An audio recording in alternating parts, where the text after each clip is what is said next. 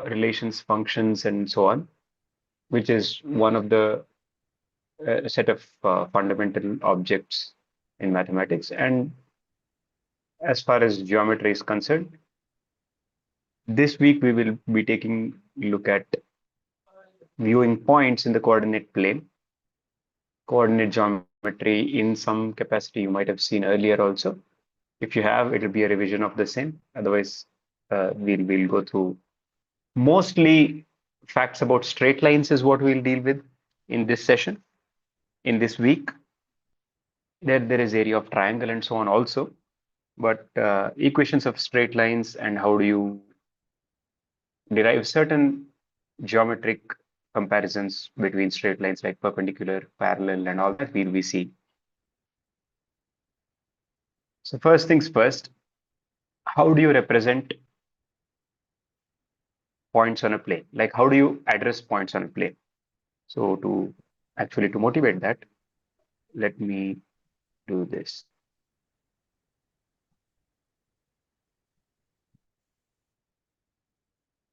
So suppose you're given, let's say, a rectangular sheet of paper, right? So you have some rectangular sheet of paper, and there is some point on the piece of paper. So if you had to tell someone where the point is, how would you go about doing it? How can you convey the location of that point in such a way that there is no confusion? So we can take length of the paper in upper direction and the right direction, and then we can tell. Including Yeah. So how about coordinates. this? So Yes, I will take this corner C, and I'll say this point. Let me call this point as P. This point is at a distance, let's say whatever, some C naught amount of, or let's call it the distance as D naught. I'll say that this point is the point which is at a distance D naught from the from the corner C. Will this be a well-defined or a good description? No, sir, this would not be the good description. So what is the problem with this description? The slope of the line, CP No, line. we need to know where the point is exactly located on the box, like rectangular box. Yes. So why would this not work? So because the length cannot define the position of the point P. Yeah. Can you make it a little bit more clear? Like You have the right idea. if we will slightly move the line upper or lower direction, we can still get the same length as D. Exactly. So there are So multiple points which are at a distance D naught, right? This is the problem, correct? yes, sir. For example, if I do another something like this would also be at a distance D naught. In fact, if I take a compass and draw a circle, something like this, all these points would be, whatever part of the circle. All of these points will be at a distance of D naught. So clearly that is not a good description. So, and I'll just state this, not prove it. So you can't, in a two-dimensional, this is a two-dimensional piece of paper. So just one number will never pinpoint the position of any point. So the other thing, so what we'll actually do is we'll keep a reference point. I'll keep this corner C fixed. Okay, from this reference point, I'll say I'll measure these two things, right? whatever this distance is, I'll call it x. And whatever this height is, I'll call it y. Why I'm calling it x and y, of course, it might be clear to most of you, because in rectangular coordinates, this is called the x-axis and the y-axis. The distance from the y-axis is called the x-coordinate, and the distance from the x-axis is called the y-coordinate. But anyway, if I say that this is a point which is at a distance of x from the vertical edge and y distance from the bottom horizontal edge. So there are again 2 horizontal edges and 2 vertical edges. So I have to say the leftmost vertical edge, I'll measure the distance of the point from there, just the horizontal distance, and I'll call that x. And I'll measure the vertical distance or the height from the bottom horizontal line, and I'll call that y. And I will say this, I'll just write them as coordinates, x comma y. Right? So does this work? Yes, ma'am. Right? So this works because each of the points over here will have a unique set of coordinates. Now, if I take, let's say, 2 points which are at the same height, they might have one of the coordinates as same. So these points, P1 and P2, what coordinate do they share? What coordinate between P1 and P2 is common? The X y. coordinate. Y, sir, X y. coordinate. Y coordinate. It is the y coordinate that is common because y is Yes, the height, sir. right? Y. So this will be something like x1 comma y, and this will be something like x2 comma y. But it cannot happen that both coordinates are the same unless the points are identical. So if the points are different, at least one coordinate will be different. All right. So generalizing this from a finite piece of rectangular paper, if we go to the coordinate plane, which we also denote by R2, over here once again we can do the same thing, right? I have 2 perpendicular lines which go infinitely in either direction, and then these are my reference lines. With respect to these reference lines, I can write the coordinates of any point, namely this distance. What would this distance be? That would be the x coordinate, and this distance Y. would be the y coordinate. Now, as opposed to what happened in the finite piece of paper, here x and y can be negative also. So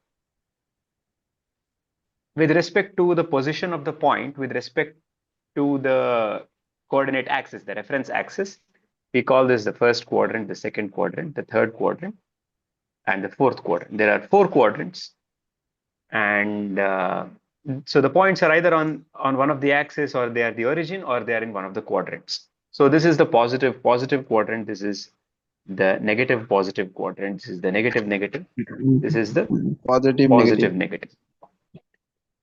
Right? So the order is in x comma y. So all of that is summarized over here, where whatever I talked so far, it is just written down. So you have the rectangular coordinate system for R2, which helps us to pinpoint the location of any point. And how do we pinpoint the location? We just measure what the distance is from the reference axis. The horizontal axis is called the x-axis, and the vertical axis is called the y-axis. And the origin is the point of intersection of the axis. So any rectangular coordinate system has this basic setup where you have 2 perpendicular lines, which are, it comes out straight, something like this. Okay, so the point of intersection is what is called the origin, and every point is written as x comma y. So 2 coordinates, where x is the horizontal distance of the point from the y-axis. So here you have to add that part, and y is its height. height with respect to the x-axis. Okay, so once again, I'll just draw it for reference. So this origin is usually denoted by O. And the quadrants are the 4 regions which are determined by the axis. Is this much clear? Yes, sir. Yes, sir. Yes, sir, clear. How to represent points. So now once I know how to represent one point, now what if we take 2 points? Is there any doubt before I proceed? So if you don't have any doubt, please mute yourself. All right, now the next thing is what happens when we have 2 points. When we have 2 points, we can talk about what is the distance between them. We could have done that on the rectangular sheet of paper as well. Of course, here we will have some unit of measurement which we can denote on the x-axis and the y-axis.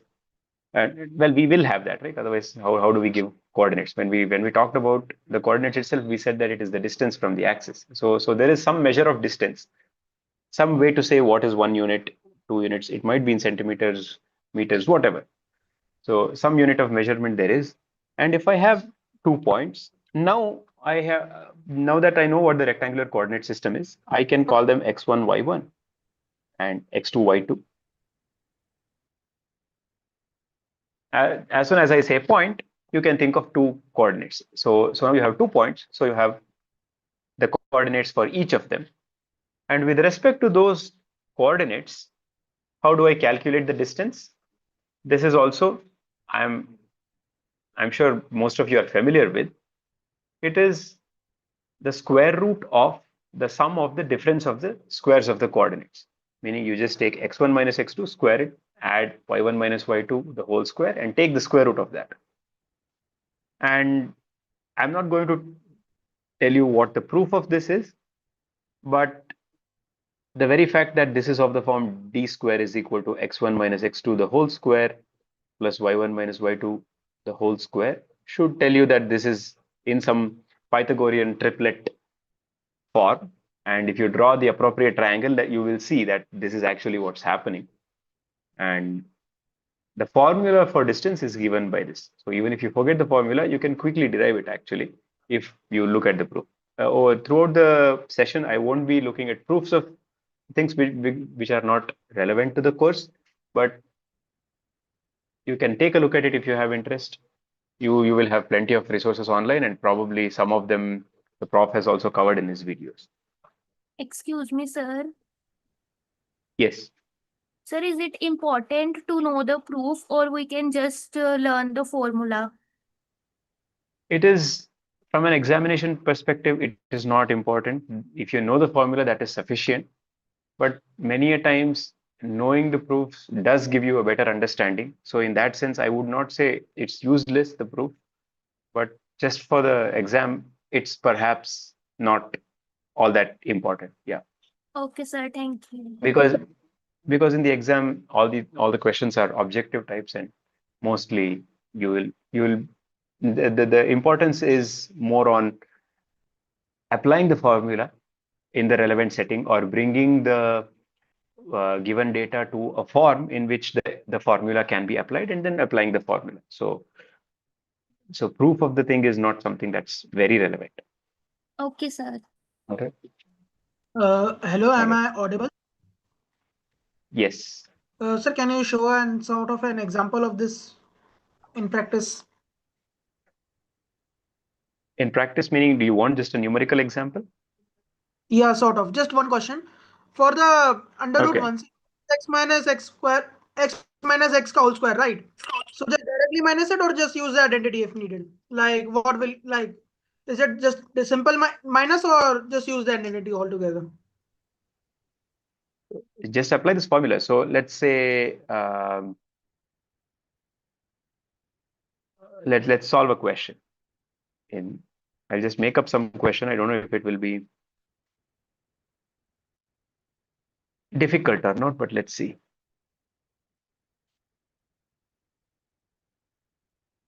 find the points on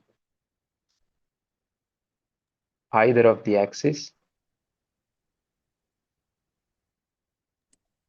which are at a distance. So if it is directly given x1, y1, x2, y2, compute d, I'm not going to do that sort of an example because I'm sure you can just apply the formula and get the answer. So here I'm just twisting it a little bit so that you understand what needs to be done in this case also. On either of the axes which are at a distance of, let's say, 1,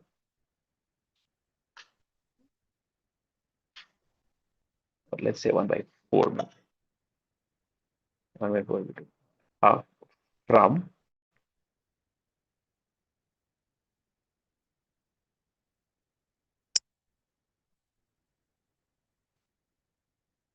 one. Will this even be there? Just give me a moment. 1. It will always be less than 1. Let's see if this is possible even. So I'm not sure if there are even points of this sort, but let's see. So do you understand what needs to be done in the question? Yes, sir. Right? So you are given a point. So given a point, there are infinitely many points which are at a fixed distance from that point. But what am I looking for? So sometimes it is, if you have the time to do it in an exam also, you can do this. Draw a representative figure. It might not be precise.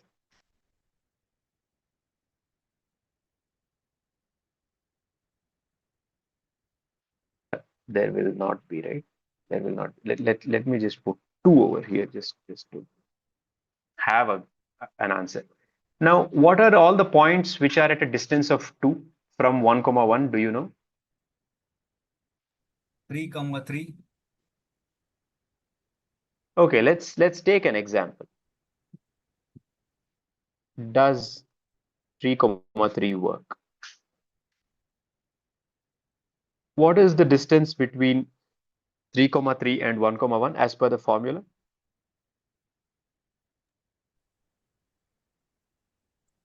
Root 8. So remember, this is x1, y1, x2, y2. Just if you want to compare it with the formula given earlier, this is x1, y1 and x2, y2.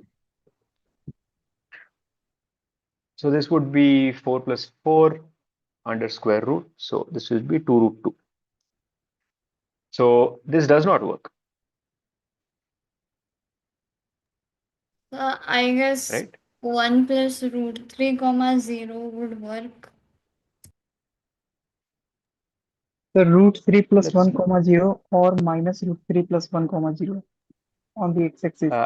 Earlier root 3 comma 0 was suggested, so I'll take that up. In this case, distance is root 3 minus 1 the whole square plus 0 minus 1 the whole square. Now you can already see that this is not going to work, right? This is not going to give you 2 because root 3 minus 1 the whole square will have a square root term in it, which will not get eliminated. If you want, you can go through the computation. This would be something like 3 plus 1, 4, 4 plus 1, 5, minus 2 root 3 square root of that. So this also does not work. So 1 plus root 3 would work.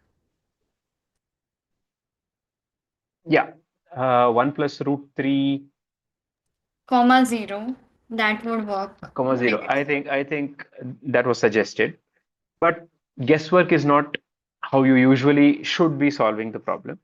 So let us see how we can go about doing it. Let x, y, x comma.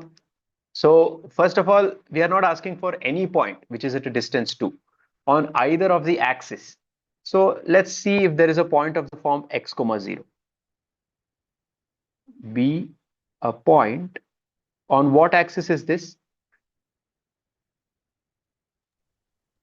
X-axis. X-axis. X-axis, sir. Such that distance between, I'll not write all of that, distance between x comma 0 and 1 comma 1, whatever is there in the question, is equal to 2.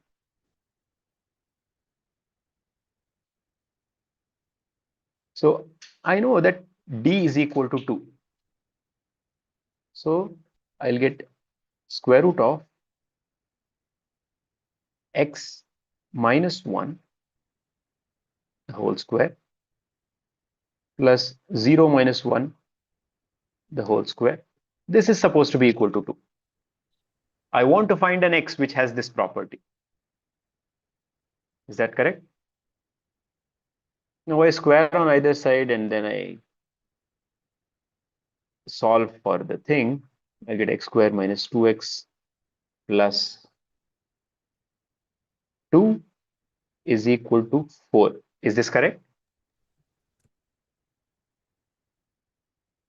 Yes, Is sir. my computation, is there any error in my computation? No, sir. You are right.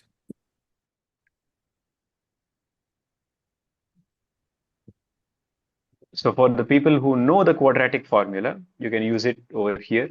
Quadratic equations, quadratic formula, solving quadratic equations is a part of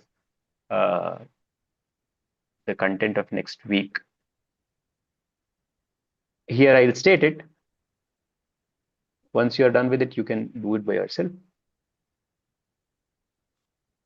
B square minus 4ac by 2a. This would be 1 plus minus, what is square root of 12 to root 3? So the points on the x-axis which satisfy this, the required property, are 1 plus root 3 comma 0 and 1 1 minus root 3. All right. The same thing you can do for y-axis. You will get a similar or probably the same. What would change? Nothing would change. You would exactly get the same thing. If you start out with a point, instead of this x comma 0 over here, if you start out with 0 comma y, you would get a quadratic equation in y. Once again, if you solve it, you'll get something like 0 comma 1 plus root 3 and 0 comma 1 minus root 3. So there are a total of 4 points on the axis which are at a distance of 2. All right, so the questions will not be of this form in your exam because you can't give multiple answers. So it might say something like, if x comma 0 is a point such that it is at a distance 2, find the larger value of x in that case. So the larger value of x in that case would be 1 plus root 3, which you have to round down to 2 digits or of accuracy or whatever, and then you can calculate that. Is this fine? Yes, sir. Yes, sir. We got it, sir. Sir, I have a Now, doubt, sir. Sir, yeah, go ahead. is the x and y axis always represented on real numbers, or time to time it will change? I want to know that, sir. Is it No, we are dealing with the real coordinate plane. All your coordinates will be of the form x comma y, where both are real numbers. because in the activity questions there are some problems related to relations, sir. In that they have given a relation which is related to the Cartesian product x cross y. It is not said about any real numbers and all. They are given a finite set. So I just want to know. That must be in week 1, right? No, sir. Week 2 only, sir. Week 2, there was an activity practice question, sir. So they have We given deal the with finite coordinate set. geometry. Could They you have given point me to the particular question? particular question. Yes, sir. I'll find and tell you, sir. Yeah, sure. Okay. Now, this was for points on the x-axis, y-axis, but do you know what the set of all points are which are at a fixed distance from a given point? Anyone? Sir, Can there are you, infinite. Yeah, there are infinite, but can you geometrically describe it? sir, can you Circle. repeat the question? What is the set of all points geometrically? That is something that I'm adding. What is the set of all points Sir, it will be a circle. at distance 2 from 1, 1? More generally, if I give you a fixed point and a fixed distance, what would the geometric object look like? Circle. Circle. It will It'll be be a circle circle, with right? center 1, Circle. 1. Center is 1, Yeah. 1. It is a circle, sir. Center would be at 1, And 1. radius is 2. It would be a circle with radius 2. Yeah, it'll be, yeah, so it'll be something like this. So of course, if you can solve the equation and see that that is the case, you can just write this d is equal to x minus 1 the whole square plus y minus 1 the whole square. You take the square root, you will get x minus 1 the whole square plus y minus 1 the whole square is equal to 4, which is the standard form of the equation of a circle, if you know that. But even just intuitively, this is not a mathematically robust argument, but you know that if I fix the distance as this and I take the compass round the point, I'll get all of these points will have a fixed distance of 2 from the given point, right? So the circle it enjoys this property that all the points on its circumference are at an equal distance, which is called the radius of the circle, from the center. So this is just more evidence to that intuition, and it is the formalization of that intuition. So you might as well remember it using that as well. If you want like tricks to remember the formula, you can relate it to all of these things. But yeah, that's that about the distance formula. I hope I can move on. This is clear now. Yes, sir. Yes, sir. Right. Yes, sir. Now more about 2 points on the coordinate plane, 2 distinct points. The 2 points always, first of all, they form a line. And now let us introduce a third point. So suppose you have these 2 points, x1, y1 and x2, y2. The third point that you introduce has 2 possibilities based on collinearity. It either lies on the plane, either lies on the line which passes through this. There is a single straight line which passes through any given 2 points. And the third point is either over here or somewhere over here. It could be on the other side of the line segment. But first, let's deal with the case where it is at this point. It is on the line which joins these 2 points. If it is in between, so you say that this point internally divides the line segment joining. So this part of the line is called the line segment joining x1, y1 and x2, y2. And if this point is there somewhere in between over here, you can take the ratio of this distance and this distance, right? And if I know the ratio of the distance, if I want to find the coordinates of the point which is in between these 2 points and in such a way that m and n, you want it in, let's say 3:1 or 2:3 or whatever ratio you want. You want to split the line in a certain ratio. Just by the coordinates of the given points, you can find out the coordinates of this point which divides it in the ratio m:n. And once again, this is another formula that you have to remember.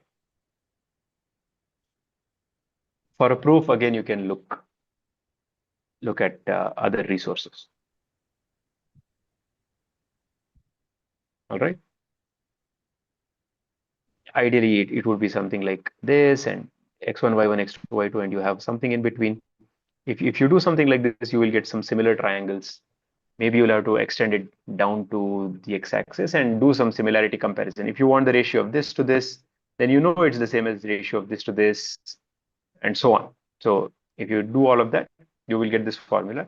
The coordinates of the point which internally divides the line segment joining x1, y1, and x2, y2 is given by this. All right.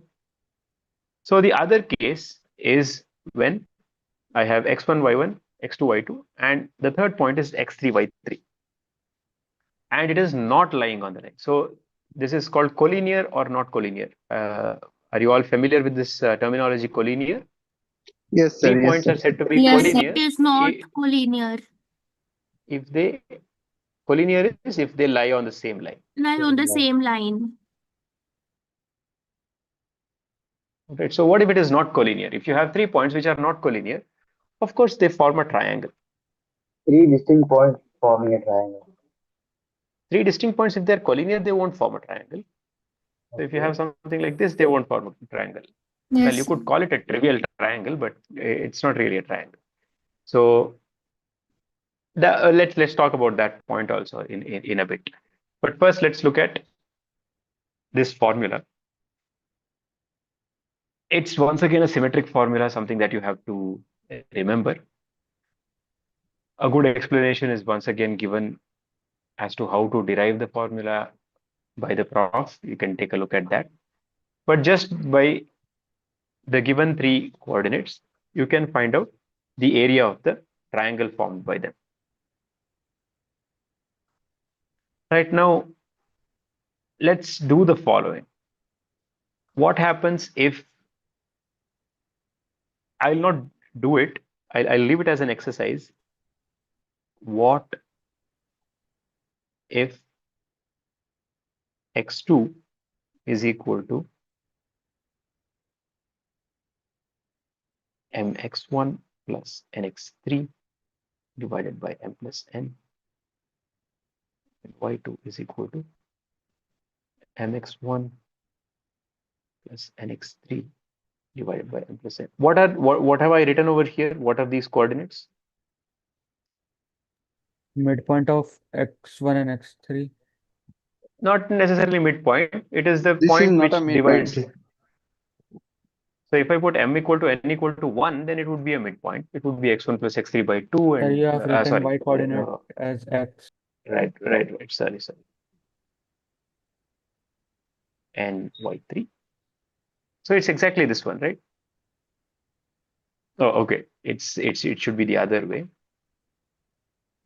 x3 and x1. It doesn't matter because I just want to see what happens to the formula when things are collinear. What do you think happens if I plug these values in this equation? That will be 0. It should become 0. You can verify that. Verify that above formula gives 0. Why would you expect that to happen? Because the triangle formed by 3 collinear points should have 0 area. So if I take the point closer and closer to being collinear, you will get smaller and smaller area. And in the extreme case that it is actually on the line, you are supposed to get 0 area. And that is what you will get, is what you can verify.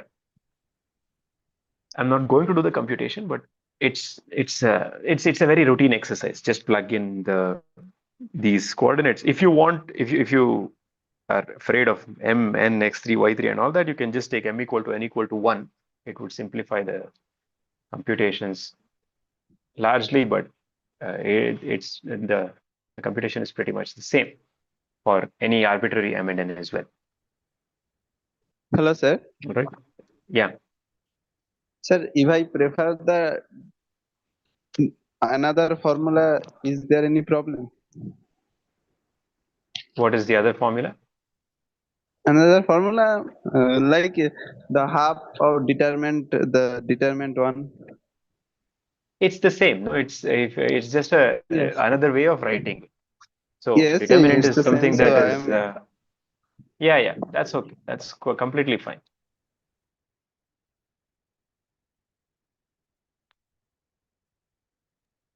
As long as the formula is correct, even if it is something else, it's fine. All right. So this Sir, is could you please about explain again what should I explain? how the above formula is zero? Okay, let's can we take it up at the end if there is time? Okay, sir.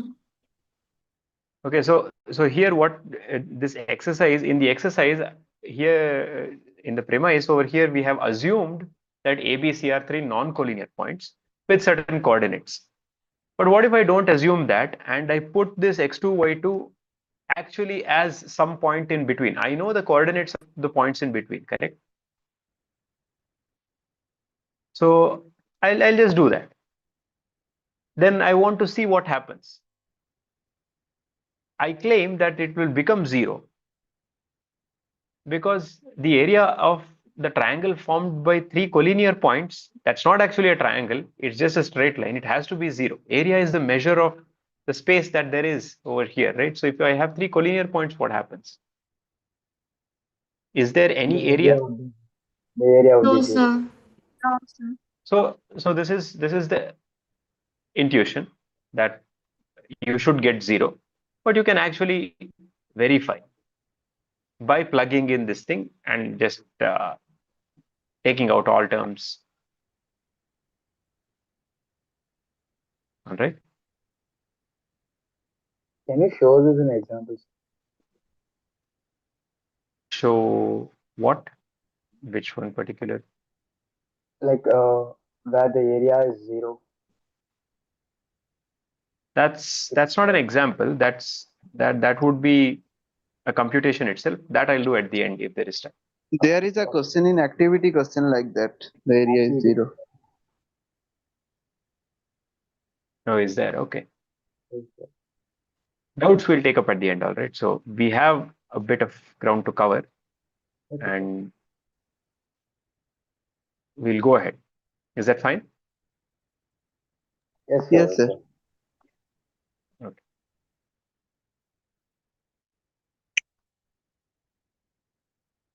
Now, okay, this also might require some extra page. Let's add that. Slope of a line. Next, we will be dealing almost the rest of the session. I think we'll be dealing with lines in the plane and properties, equations, and so on. So consider the coordinate plane. You know what a straight line is. How do I specify a straight line? Now I know how to specify a point, right? I give you two real numbers. It specifies a point. It specifies a particular location on the coordinate plane. Now, if I'm given some line, some straight line in the plane, how do I identify? Like if you want to tell someone that this is the line that I'm looking at, there must be a way for you to communicate. Sir, ax Right? plus by plus c equal to 0. There should be Yeah, an but expression. what is that? Yeah, there should be an expression. Just like we had x1, y1 as the coordinates. Here we need an expression. So one of the properties of the lines that can be identified is what is called the slope of the line. First, we'll focus on what is the slope of the line. So if you have just the horizontal line and you have this, and let's say we'll gradually increase this. So which one is more sloped? Like let's call this line 1, line 2, line 3. Line 3.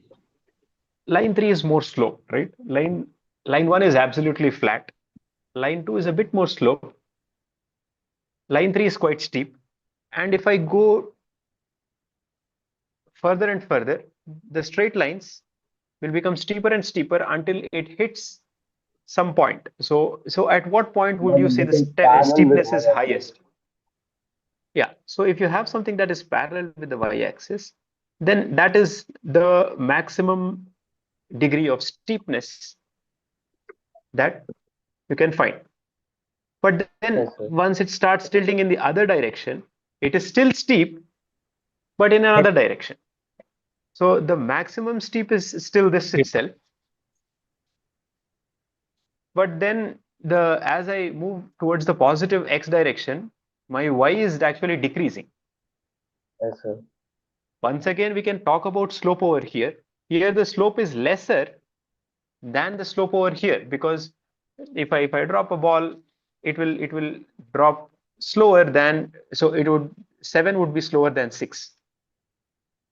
Is that correct? Yes, sir. So 5 would be the Yes, sir. fastest. So if I say, let's say I give this angle as theta. So as soon as I know the angle that it makes with the x-axis, I can specify slope, right? I can Okay. just say this is a line which makes an angle of theta, Yes, sir. right? Can I just describe a line with just an angle? No, sir. We should have some other properties. No, sir. Yeah. So once again, if I draw the coordinate plane, and what is the problem with just specifying the slope of that line? It won't be accurate. As in the case of The rectangular. slope can be same for many straight line. Yeah. So if you look at if you just specify how sloped it is your specify the direction, whatever. If you give this angle, it is okay, right? Now both of these lines have the same slope, but of course they're not the same. So if I just say this is a line of angle or of slope so and so, whatever measure that I give for the slope, all right, Okay. it will not uniquely specify the line. Okay. Each line has a But unique then if I specify also a point, let's say I say that you have a line which has this slope and it passes through a certain point. Let's say that point is this. How many lines are there which pass through this point x0, y0 with the slope specified by theta? Theta is not the slope. Theta, some function of theta that we will see later, will be the measure of the slope. But let's say there is a line which passes through x0, y0 and makes an angle of theta with respect to the x-axis. How many such lines are there? Only one. Right. So there's just a single line which is parallel to the other ones. Hopefully it comes out parallel. So slope plus point gives description of a unique line. Once again, I've not given you what the expression is. I'm just motivating why we look at certain things. Slope is a very obvious geometric object to describe a straight line, right? But that is not enough, as it turns out. So we also add a point. Now let's try to formalize all of these things.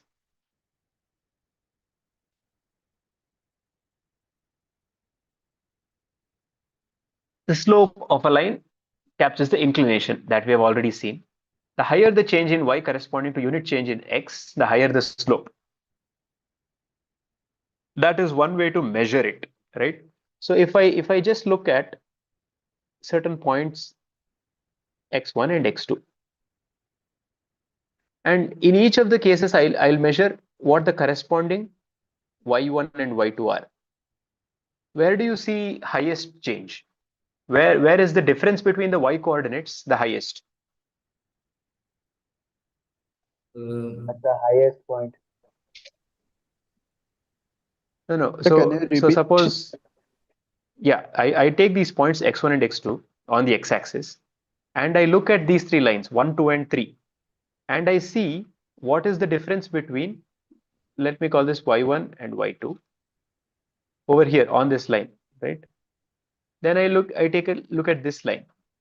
It has a y1 and y2. This also has a y1 and y2. I look at this quantity y2 minus y1 There's a change for in each this. of the three lines.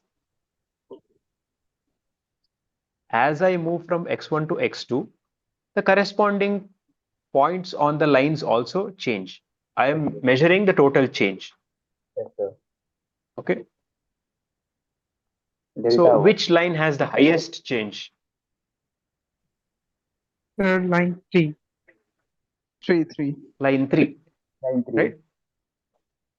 So of course that is once again related to slope. Because it sir. is inclined a lot, even a small change in x makes a huge change in y. The higher the slope, the higher change you will see in the y coordinate with respect to the x coordinate. So the way to calculate the slope is precisely that, the change in y with respect to the change in x. If I'm given 2 points, I want to see what the slope of this line is. I just measure this x1, this x2. y1 has changed from y1 to y2. I want the change in y per unit change in x. So I divide by x2 minus x1. So this is what is called the slope of the line. Is that clear? Yes, sir. Yes, sir. Yes, sir. Right. Usually we use letter M, and if you do some very basic geometry, you'll see that this is actually equal to tan theta that I was talking about. So if you have these 2 points over here, let's call them x1, x2 and y1, y2. I can use any of the lines because they all have the same theta. Since this is a parallel line to the x-axis, this angle will also be equal to theta, right? And then you can see that tan theta is opposite by adjacent, which is y2 minus y1. So this is actually y1.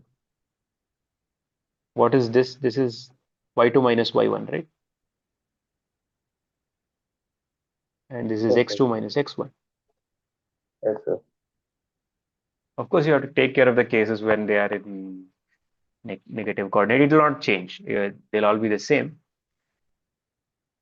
If it is tilted in the other direction and all that, some cases need to be taken care of carefully. But basically, the idea is this, that it also happens to be tan theta, where theta is the angle made by the line with the, we call it the positive direction of x-axis. So this is the positive direction of x-axis. So if you take with the negative direction, it'll just be this. So that's not what we do. We do this. We consider the line in the positive direction of x-axis, and what is the angle? Whatever the angle is, if you take the tan of that, that will be equal to this measure, and that common thing is what we call the slope of the line. You can use either of them. If you know the angle, you can use tan theta. Sir, angle Sorry? should be clockwise. Yes, it is anti-clockwise. It's always, the measure is always counterclockwise. Okay, sir. Okay. Now, all of this comes with a huge oversight. We have not dealt with vertical lines, right? So suppose I have a vertical line. I have the coordinate plane and I have the vertical line.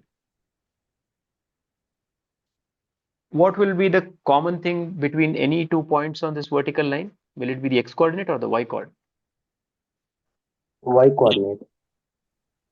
For x Yeah. coordinate. X coordinate. X coordinate, sir. X coordinate.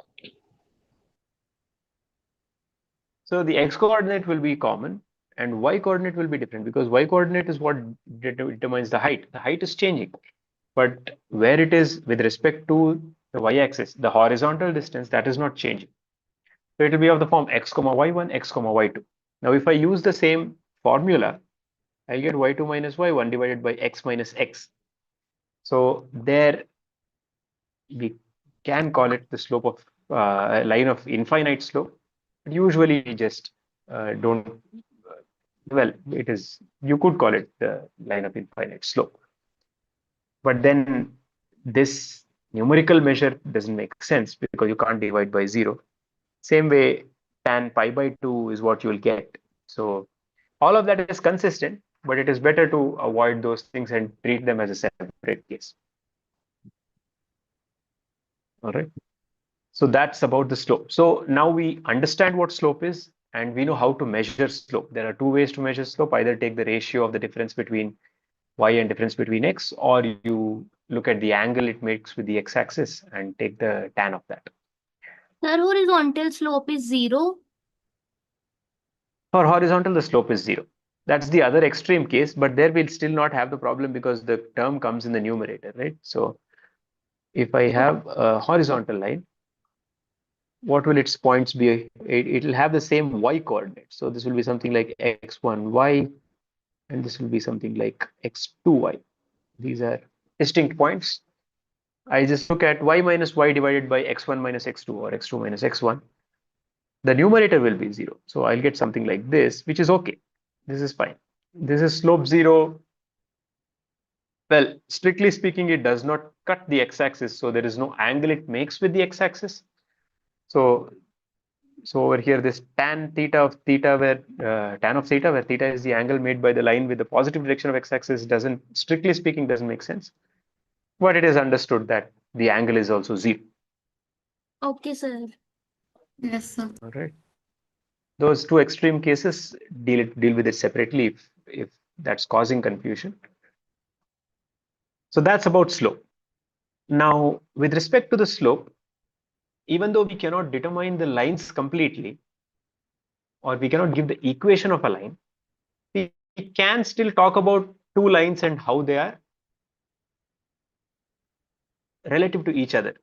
So if I have two parallel lines, as we had seen earlier, in this case over here, what did we see over here? The parallel lines have the same theta, right?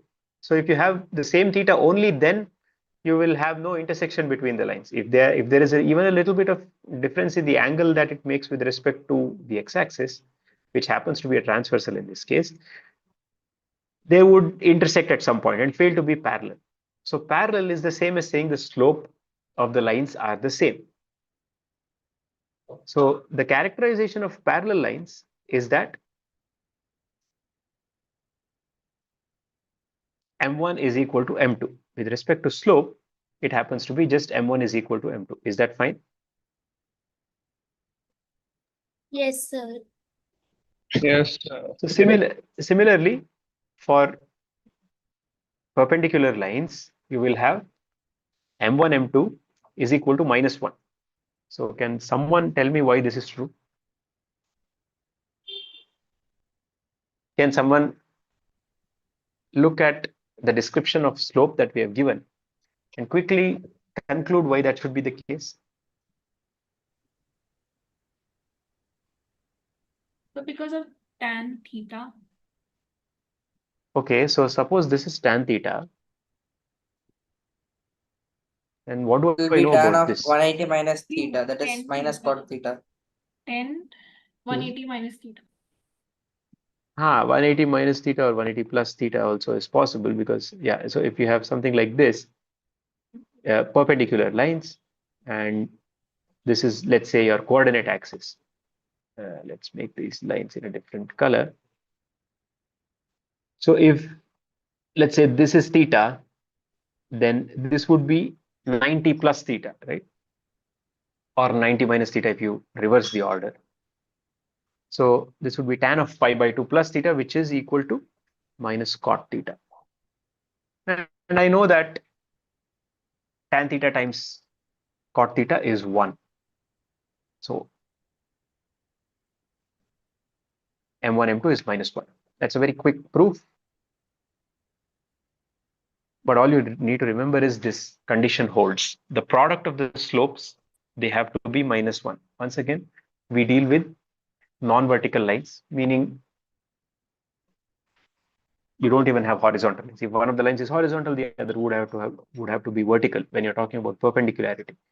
Because even if you think of the vertical line as something with infinite slope, then you'll have to, the algebra doesn't work, right? infinity into 0 is not like such operations are not there. You don't do algebra with infinity. So it's better to leave them out. For non-vertical lines, you say that the product of the slopes is -1 gives you perpendicularity, and equality of the slopes gives you parallel. Now, what about, so these are in some sense the extreme cases.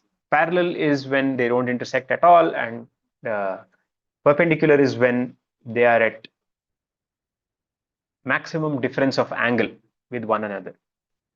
In general, if you have two lines with slopes m1 and m2 that I have not written down over here, then the acute angle between them is given by this formula.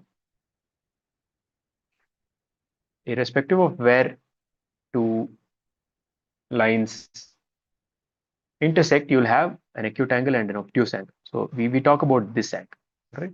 That's why you have the modulus also. The modulus means you'll take the positive value of the difference between the two slopes and divide it by 1 plus m1, m2.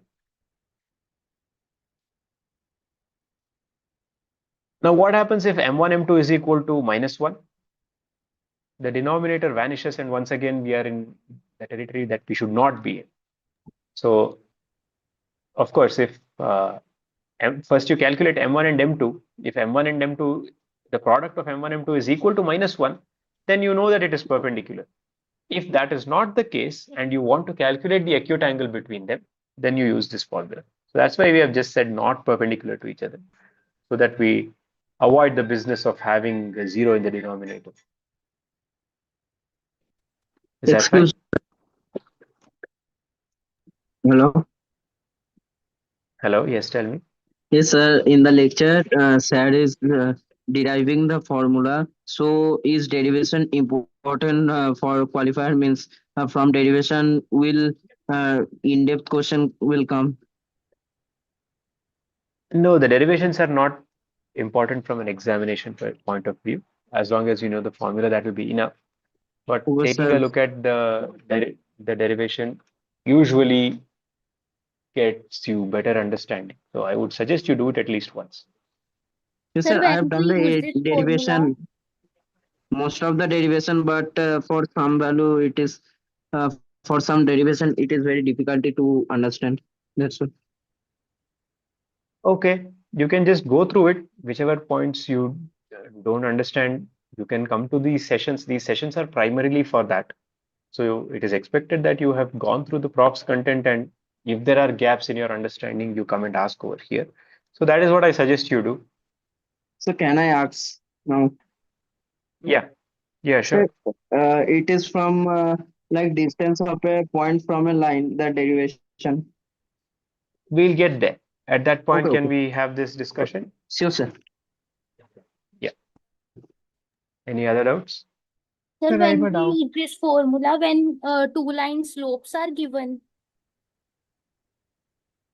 Yes, with the slopes, I missed it over here. Hello, sir. So right now we have not talked about equations of lines and so on. So right now we just know slopes, and we are trying to extract geometric information just using slopes of two given lines. Sir, I have a doubt in this. Yeah, go ahead, ask it out, please.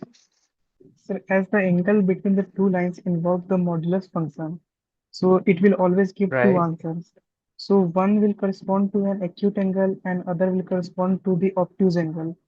If that you is put formed the between the two modulus, you will lines. always get a positive number, right? So if tan theta is equal to some positive number, that gives you a unique answer within 0 to pi by 2. No, I mean, if I have some variable inside the modulus function, so I will get Yes. two values for that variable. No, so okay, let's take a small example. M1 is equal to 1 and M2 is equal to 3, something like this. Now, if I want to calculate what the angle between these two lines are, I'm given two lines, one of which has slope 1, one of which has slope 3. I will do modulus of 1 minus 3 divided by 1 plus 1 into 3, which is what? 1 minus 3 is minus 2. The modulus of that is 2. 2 divided by 4. So this is half. So there is only one angle which has tan theta equal to half within 0 to pi.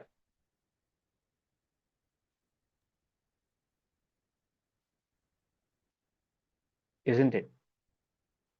Where sir, have we understood. got two angles? The modulus is there for that particular reason itself. You will always get the positive value, and since it's a positive value, you will get an angle in between 0 and pi by 2.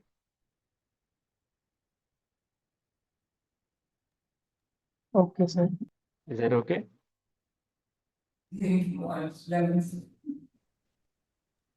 Sir, if the M2 is minus 3, M1 is 1 and M2 is minus 3. then the overall Okay. value will be minus then. No, that will Just also be the that same. take No? the mod M1 is value, no? equal to 1. No, in M2 is minus 3. the denominator 1 plus 1 into minus 3, then it will be Oh, negative. right. Just one moment.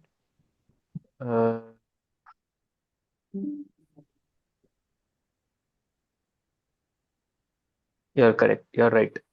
It will become 4 by 2. It will become 2.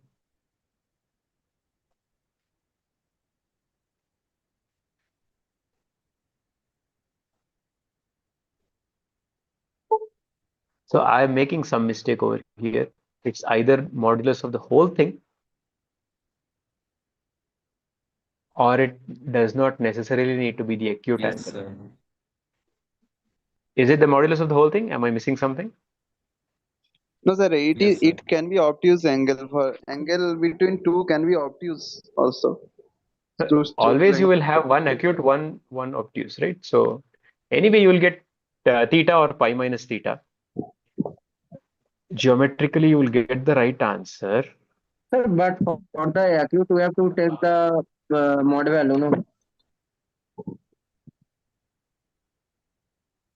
Sorry, I couldn't hear you. I'm telling that for the acute angle, we should take the mod value. Mod of the whole thing, right?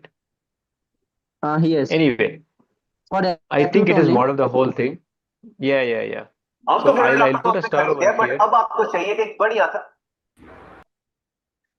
So I'll put a star over here. When I upload the notes, I'll make the correction. Whatever is the correct fix for this. So now it for always be acute angle. I believe so. I do not recollect the exact Sir, thing. then I'll address this at the end. Okay, so sir. then for obtuse, it could be negative, no? That For could be obtuse. negative. For obtuse, it could be negative. That's fine. So the modulus is there just to have a having the modulus only in the numerator doesn't make sense. Well, take this with a star. So I'll clarify this most likely at the end of the session itself. Otherwise, in the next session or when I upload the notes, I'll fix it. There is something that's confusing me over here. I'll take examples and I'll see later. Maybe for now, just leave this and go back to props videos and refer to that. There is some issue with it. Okay. All right. Right. So next we come to representation of lines. By representation of a line, I mean just like we represented points using a pair of real numbers, how do we represent a line? So the first thing is horizontal and vertical lines are the easiest to give an equation for. As usual, consider the coordinate this thing, and let's say you have a horizontal line. What is the common feature of any point on this particular horizontal line? Y is constant. Right? So if I write the following set, x comma y such that y is some constant. I'll call it k. K is some constant. I'll get points of the form x comma k, right? X comma k as x varies over real numbers. What is the set of all points that are of this coordinate?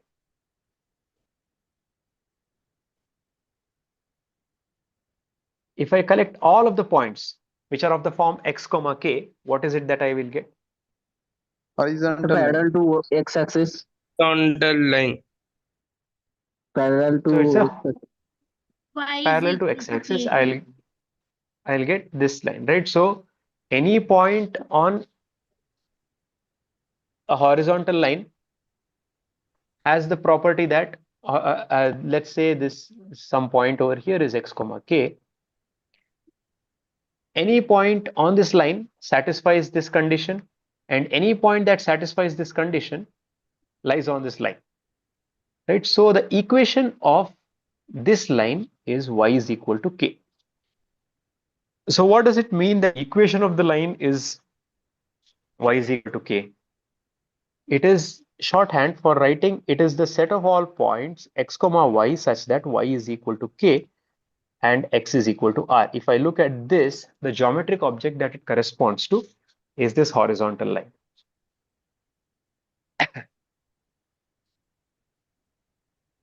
Is that okay?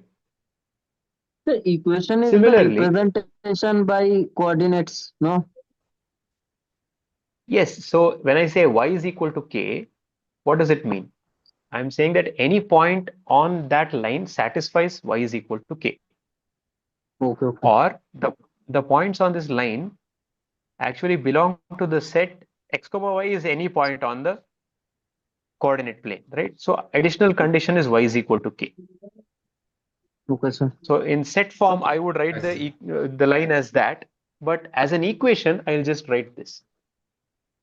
In a similar fashion, if I have a horizontal line, what is common to it and what happens to be its equation is x is constant. X is equal to k prime.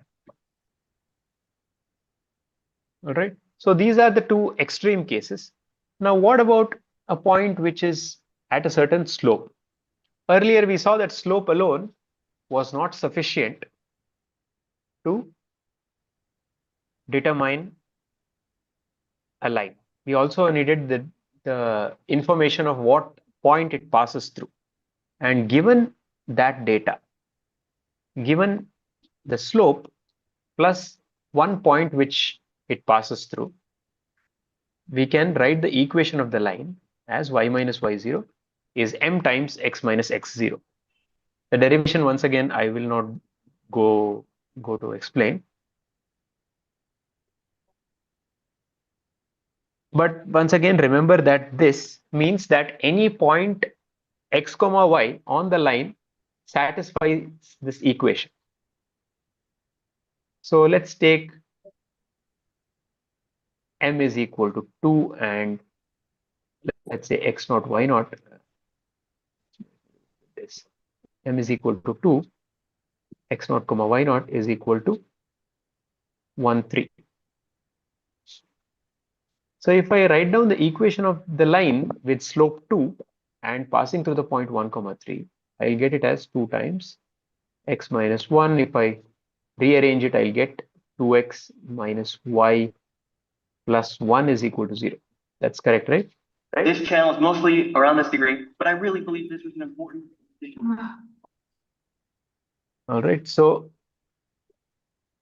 does this line pass through the origin? Let's say that's the next question.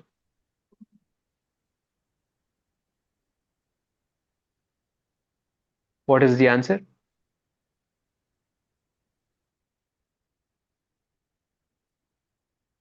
Does this line contain the origin? No. How do you establish that? So if it contains the origin, it should satisfy the equation. Like if we put x and y Yeah, below, so it should be 0. We cannot get the access. Exactly. So all the points that are on this line satisfy this equation. If I put x equal to 0, y equal to 0, the equation is not satisfied. So that is what is meant by equation of a line. By an equation of a line, so whatever this thing is, it is the collection of all points which satisfy this equation. So to check whether or not something lies on the line, you have to substitute it in the equation and check whether the equation is satisfied. Yeah, what is the doubt? Sir, for a equation of line y equal to 0, okay, is it passing through the origin? Yes. Does it not satisfy? Does the origin not satisfy this equation?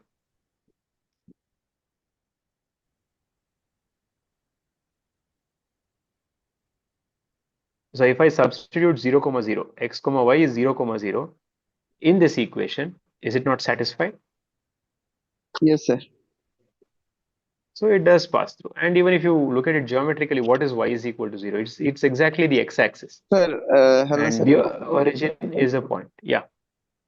The doubt arises because in activity question 2.8, I mark the question as a correct statement, but the website showing it is a wrong statement. Activity 2.8, is it? Yes, question number 4. Question 4.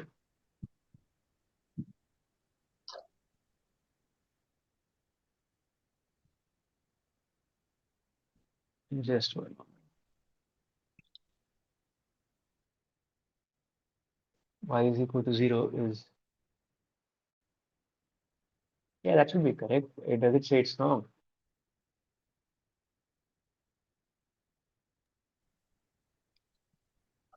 If you submit it, it is showing that option A and B both should be correct, but they are showing option B wrong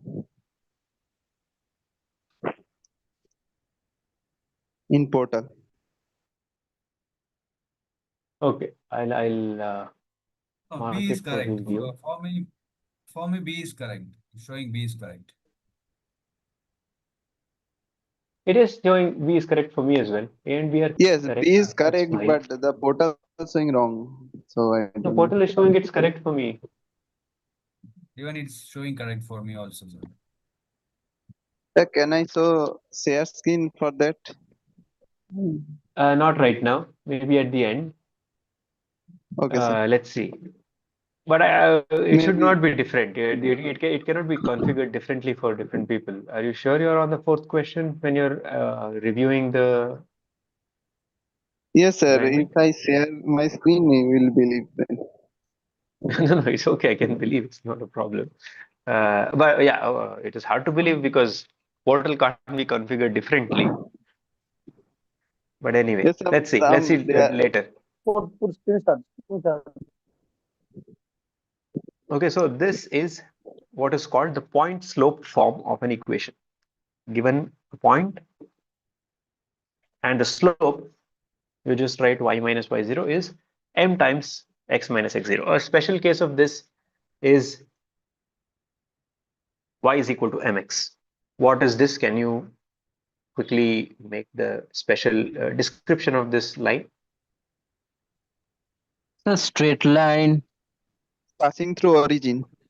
Yes. Passing through origin with slope m. Yes. Yes, sir. All right. So that's point slope form. Now there are a few other forms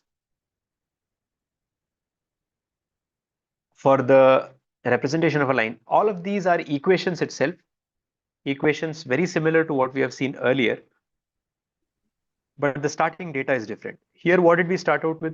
We started with a slope and a point. Here we start out with 2 points. But as soon as you have 2 points, you know what the slope of the line passing through them is, right? We have already seen that over here. When we were discussing slope, as soon as you're given 2 points, the line joining them has a slope equal to ratio of these two things. So in this equation, if I replace m by that and replace this x0, y0 by one of the 2 points, I should get the equation of the line starting with two distinct points on the given line.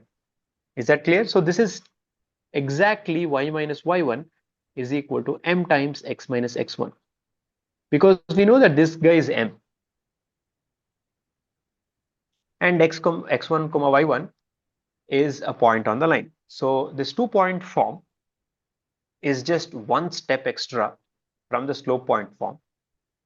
It's almost the same, but just that over here we don't explicitly require the data of the slope. We can derive that and use it, and we'll get this other expression.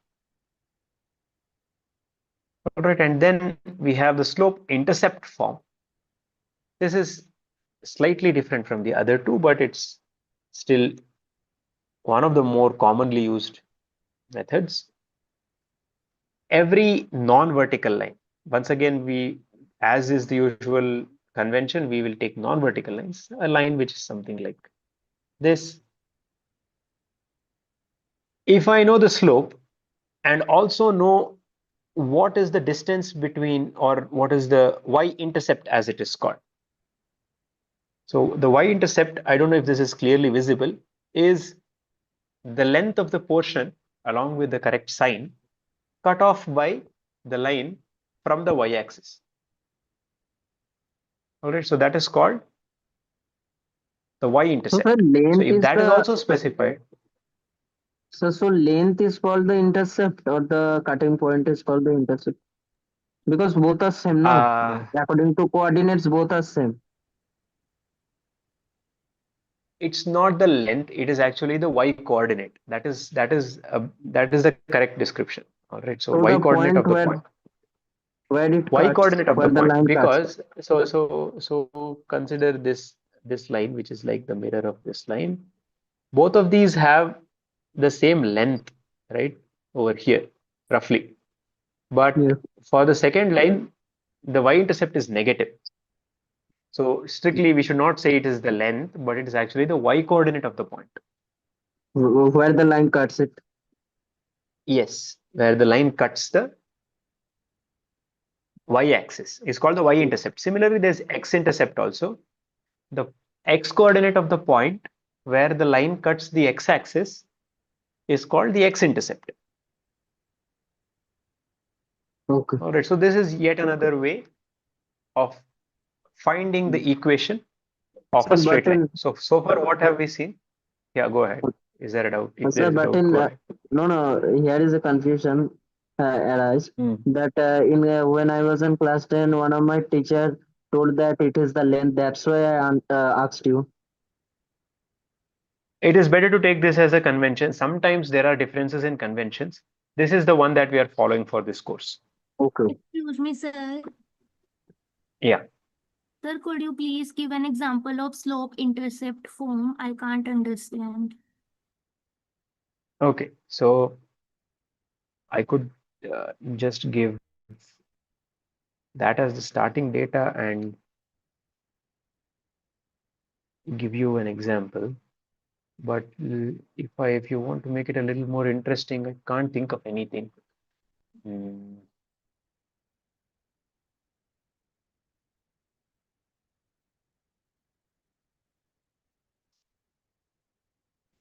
Let's write this down.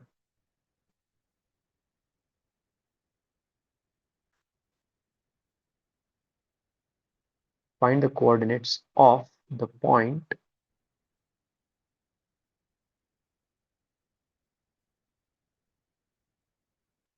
at which the line joining 1, 1 and 2, 3 intersects the y-axis. So this is not exactly the slope intercept form because you have 2 points. So what formula would you use? 2-point form to find the equation of the 2-point form, right? So 2-point form. do this. I can do 3 minus 1 divided by 2 minus 1 times x minus 1. So this is y minus 1 is equal to 2x. Did we end up with the same equation as before? Doesn't matter.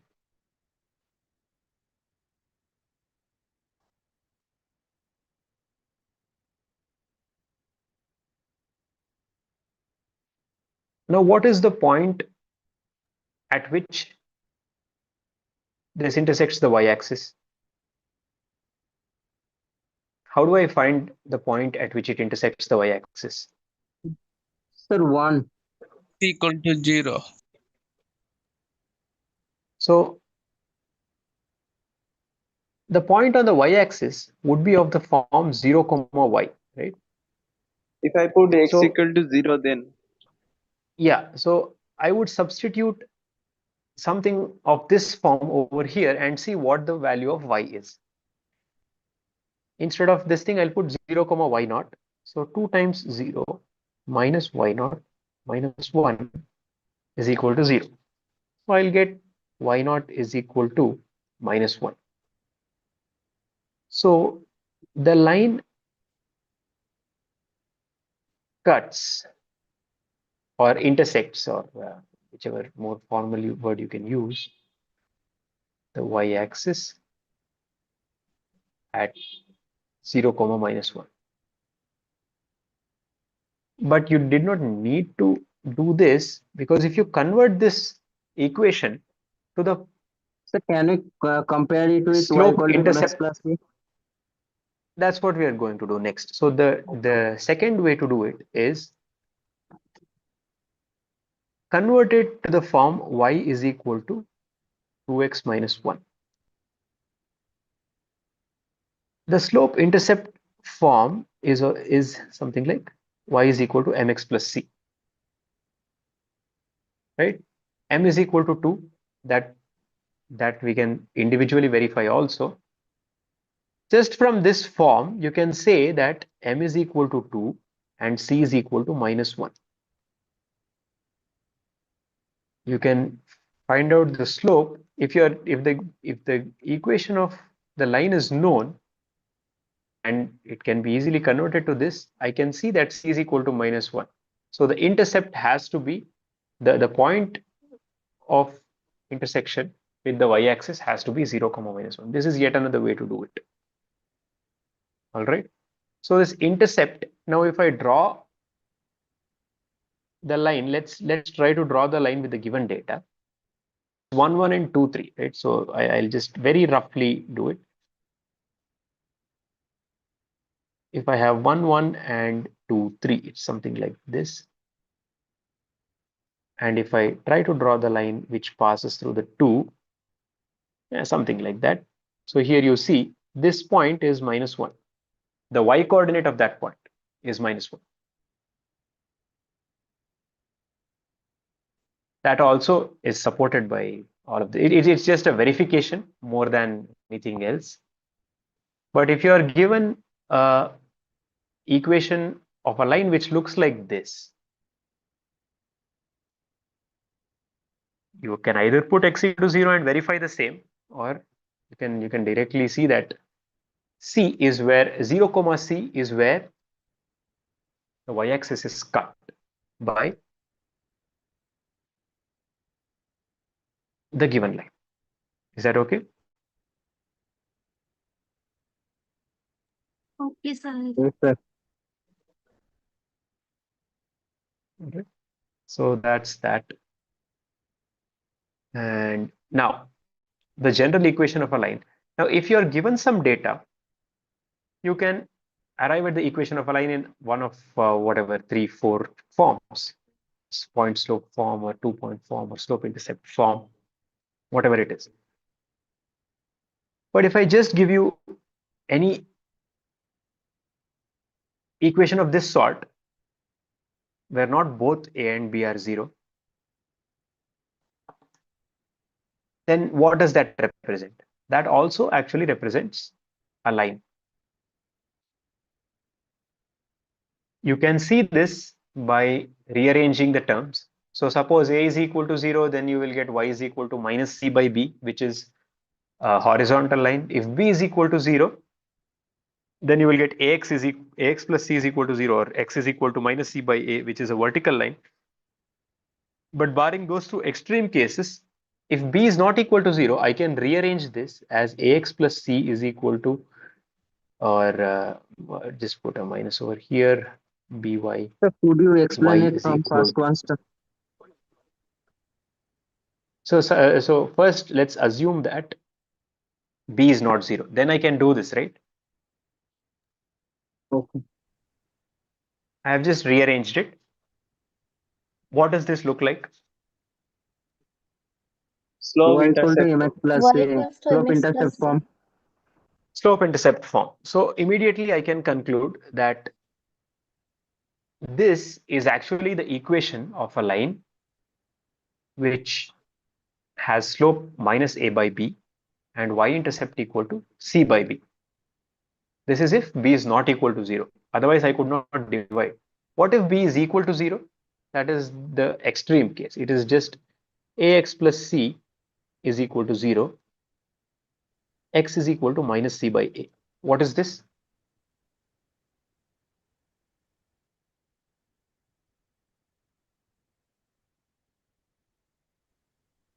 X intercept. No. What is this? This is an equation, right?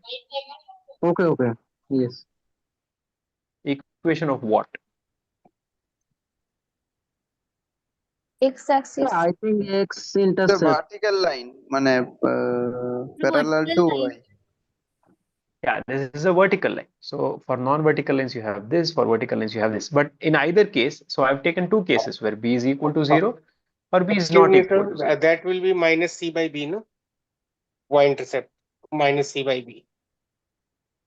Right. Yes. Sir, it That's correct. means we need to separate y variable. No, I'm not saying you need to. I'm saying that this also represents a line. Okay, sir. And to see that, you can rearrange and get back the data, right? So ax plus by plus c is equal to 0 is the equation of a line with slope minus a by b and y-intercept minus c by b. Is that okay? Okay, sir. So Unless here b is A equal to and 0, B. of course. Sir, here A and B represent the what is it? I'm not getting the point. Okay, I'm telling you. So instead of all those things, see, just take an example. Yes, sir. Is it represent the coefficients? The coefficients do give some information. No, What A and B information do represent you the extract coefficient, from no? this? A and B are the coefficients. Yeah, they are real numbers which are the coefficients of x and y respectively. Yes. And as soon as you're given this, you can be sure that this is a line. Anything of the form ax plus by plus c is equal to 0 is a line. Yes. Now the question is, how do I describe this line? The way that I have seen earlier is using slope intercept form or something. So to get it to that form, you'll have to do a little bit of work, just rearranging basically. But then you will get it in a familiar form. So for example, this, what is the slope of this line? Minus 3 by 4. Minus 3 by 4. So instead of doing the rearranging every time, you can remember the fact that ax plus by plus c is equal to 0 has slope minus a by b. This is a important fact to remember. Now using this fact, we will do some things in a different form than what we had seen before. Now I have two lines. Okay. Now the general equation of the line is a1x plus b1y plus c1 is equal to 0 and a2x plus b2y plus c2 equal to 0.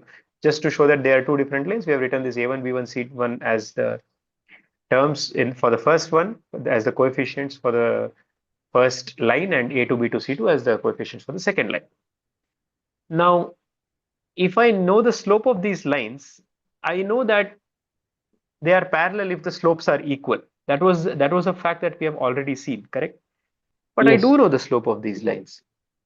What is the slope of this line? This is minus A1 by B1. And the slope of this is minus A2 by B2. Let me write this as M1 is equal to and M2 is equal to. Now, if I put M1 equal to M2, will I get this? Yes, sir. And if I do M1, M2 is equal to minus 1, will I get this? Yes. Yes. Right? So this is just a reformulation of whatever we knew earlier, but in the new language. In the new language, we don't know the slope of the line outright. We know the equations of the line in the most general form, which is of the form ax plus by plus c equal to 0. Using those coefficients, the formulation of parallel and perpendicular is what is written over here. Is that fine? Yes. This is nothing very serious. It is just a different way of saying the same thing that we had seen earlier. There are a couple of layers. Once you get familiar with general equation of a line and immediately seeing what the slopes are, all of this will be easier. All right. One more friendly way of writing this is A1 by B1 is equal to A2 by B2. This further shows the equality of the slopes more than the one after simplification. All right. So yeah, that's about parallel and perpendicular lines. The formulation of the parallel and perpendicular condition with respect to the general form of the equation of the line. Next, we have distance between a point and a line. There is This one topic derivation I am before unable this. to understand. All right, we'll take a look at it, but at the end. So for the general audience, it is not that important. Even if you want to skip, you can skip it. You just need to know this expression. Okay, sir. But what is the distance between a point and a line? So as before, if I draw a line, there are two cases for the point. The point is either on the line or the point is not on the.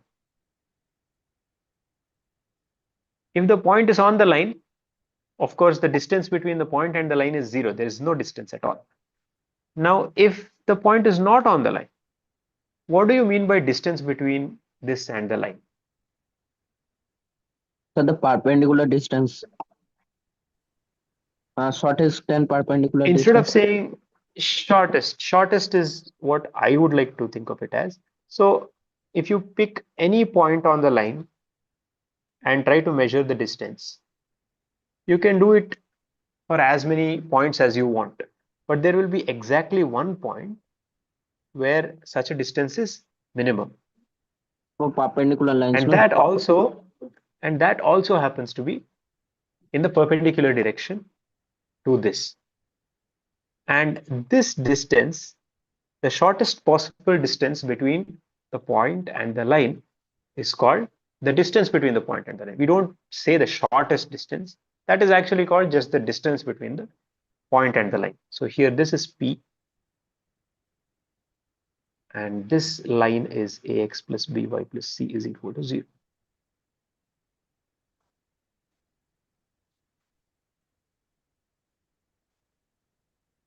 Here you might want to put a modulus to get a positive distance.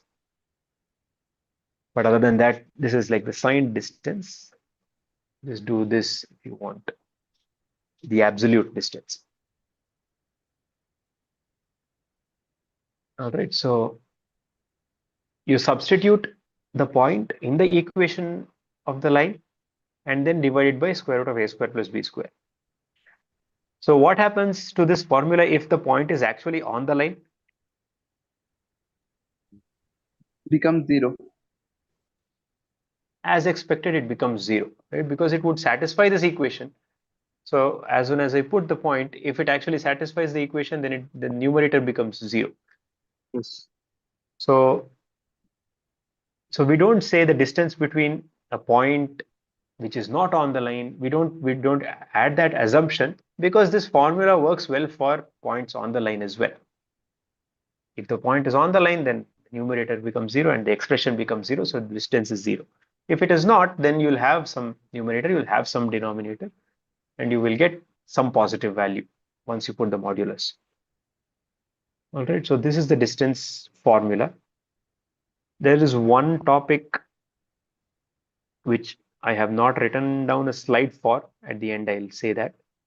It's a distance The between last two thing parallel is lines.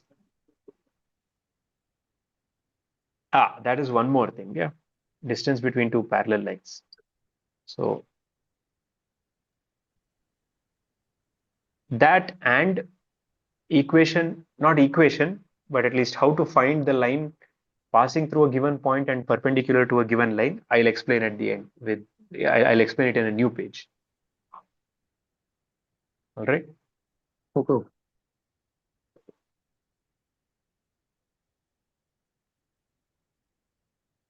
So for this also, to motivate this, I'll just put it in a new page.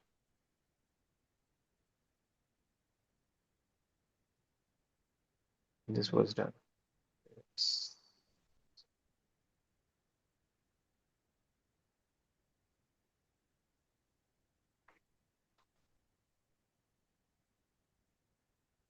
So the straight line fit, the topic is not fully explored, as in with the machinery that we have at hand, it is not possible to go all the way, but just the idea of the straight line fit is what is discussed, and what is some squared error is discussed. So we'll take a look at that. So many times we will, in real life experiments, we don't know what the nature of the behavior of certain things is, right? So what do? We perform experiments. We perform experiments and we plot the data. Suppose I get something like, I get a bunch of points, let's say. Even if it is governed by some equation, even if the, for a robust example, let's say you have a particle which is moving at a constant acceleration. Let's say you have dropped a stone or whatever. What is the equation of the distance covered by it? That would be, let's say the velocity. S equal to at plus 100. U plus 80. What about u plus 80? So I've dropped the, let's keep it as u plus 80 only. So here, what are the variables? So this is final velocity. This is velocity at any given time, right? This is initial velocity. This is a fixed constant, right? And I'm saying acceleration is constant. So this is another constant. And this is time. So this is an equation that you see in physics, right? Here, this changes with this. V changes with t, right? So V is a function of t, right? I can write it as V is equal to AT plus U. If I replace Y with V with Y and T with X, what does this look like? Slope intercept with A. Slope intercept form. So the slope is the acceleration and the intercept is the initial velocity. So this phenomenon is linear, right? It forms a straight line. If you draw the graph of this, let's say you write t in with respect to v. If you draw the graph of this will be a straight line. So the negative t in this case doesn't make physical sense because there's no negative time. So let's say we start at this time. you can find the velocity at any given point time by just looking at the coordinates of this given line. But sometimes what happens is, so velocity as a function of time under constant acceleration follows a straight line. This is known. But suppose you did not know whether, you just know that you don't know the acceleration of the object, let's say, and you don't know what velocity it started out with. How do you find out that? You can just observe the object.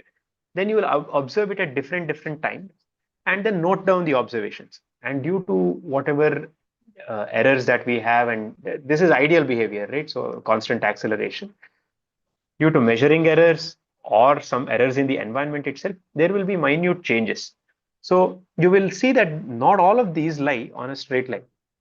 Practically speaking, in real life, you'll not get ideal behavior. But still, you would like to understand what the initial velocity is and what the acceleration is. Initial velocity, acceleration are just placeholders. If you know that you expect linear behavior, right, from some phenomenon, and you're observing to find out the slope and the y-intercept of it, this is the method that you do. You plot the points, and then there are various straight lines it could be, right? Like there are infinitely many straight lines, not necessarily of the same slope. So how do I know which one it is actually following? Even if I, let's say, take 2 points and see the straight line passing through them, for these 2 points, this line is a good model. But for the others, it is very, very far away. That is not a good fit. But instead, if I take something like this, even though it does not pass through any particular point, it does seem to closely model the thing. So given any line, now this line will be some y is equal to mx plus c. Just by using this line, you can say that whatever m you find for this line may be close to the actual acceleration of the object, and c is the velocity with which it started out with. All right. But how to determine what is the best line? You draw a particular line, and then you look at these things. What are these heights? What are these line segments that I'm drawing? What do these measure? If that let's make it all red, maybe, right? So look at these guys. These red line segments that I'm drawing is the deviation from the ideal behavior, right? If the straight line model was the perfect model, then those points would be there, but they are not there. There is some difference in the y coordinate from what we expect to what is observed. Sir, why it is deviated from? Hello? Yeah, go ahead. So you told that it is deviated from the y-axis. Why? It is deviating from the given line. So suppose you are expecting it to be following this pattern, something like ax plus u or mx plus c, whichever this thing you want to use, but you are actually observing that there is some difference between what is expected and what is observed.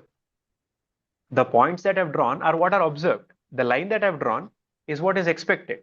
There is a difference between the two, right? So for this given point, let's say x1, there is some point which is observed, I'll call it yo, and this thing is observed is this, and expected is this, ye and yo. There is a difference between this expected thing and observed thing. So that's why it makes difference in y-axis. Yes, so the difference is in the y variable, right? So x is your input. The output is ideal behavior is mx plus c. Observed behavior is whatever data point you have, right? Now that is the contribution, that is the error corresponding to one of the observed data points. Similarly, you have this x2, x3, x4, so on, some finite number of data points, let's say xn. Here you have whatever, 8 points, x8. So what we do is take those differences and sum their squares. Suppose observed data is the following. Observed data is something like x1, x2, so on up to x8, and y1, y2, so on up to y8. Corresponding to this, you have got this, corresponding to this, you got this, corresponding to this, you got this.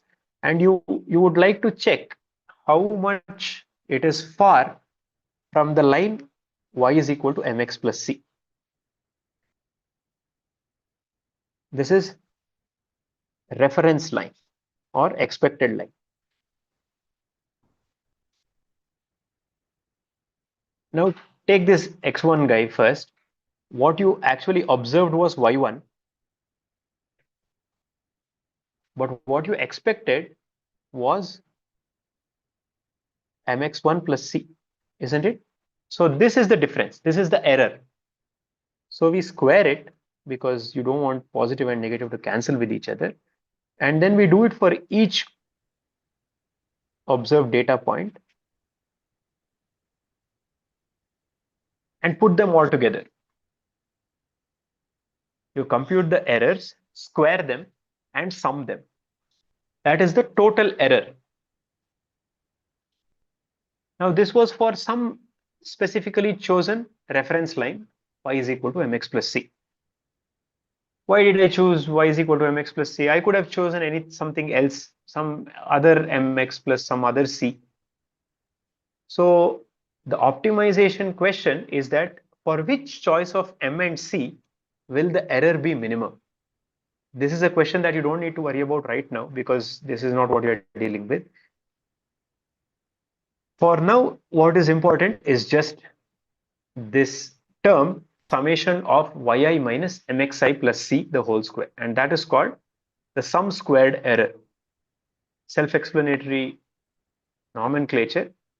You look at the error, you square it and you sum it. That's why it's called sum squared error. Now, these are the given data points and this is the expected behavior. In that case, you subtract the observed quantity and the expected quantity. So this is what is expected. If they were all lying, if the observed data all lied on the same line, for this given line, what would be the sum squared error?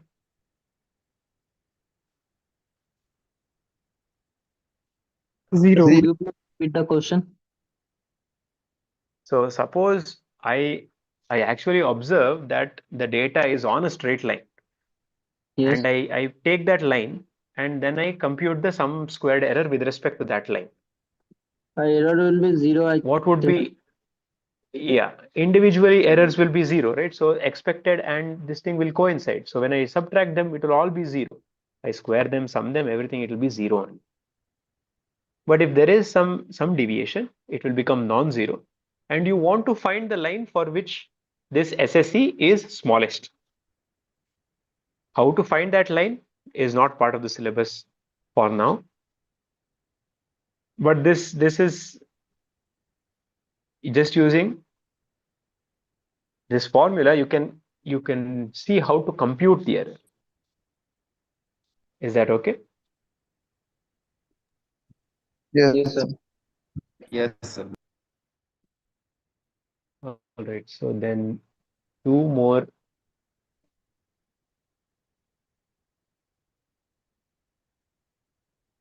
things. One is, you know that distance between this thing, the formula is given by that we have already discussed. Now, if you have two parallel lines,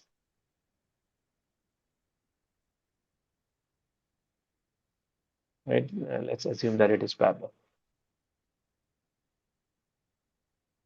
Once again, what does it mean to say the distance between these two lines? So you can take some random 2 points and see what the distance between those 2 points are, but what we are interested in is the shortest distance, and that would happen when the line segment that we are considering is orthogonal to both of the lines. Now, if I have parallel lines, there will be a representation of this form. Is that okay? Yes, sir. If I have 2x plus 3y plus 4 is equal to 0, and let's say 8x plus 12y plus 9 is equal to 0. Are these parallel lines?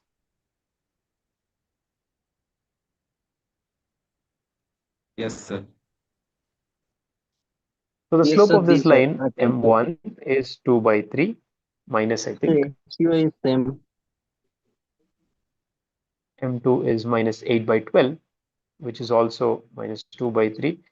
Or you could also do this A1 B2 is equal to A2 B1, 12 into 2 is 24 and 8 into 3 is 24. Either way, you can conclude that the slopes of the line are the same, but they are not of this form, right? They are not of the form ax plus by plus c1 equal to 0 and ax plus by plus c2 is equal to 0. Given any pair of parallel lines, you can always do that. If I divide this equation by 4, for example, if I divide the second equation by 4, what will I get? I'll get 2x plus 3y plus 9 by 4 is equal to 0. So the first fact is that parallel lines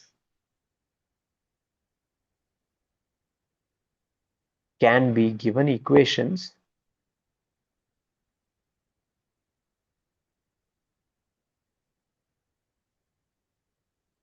of the form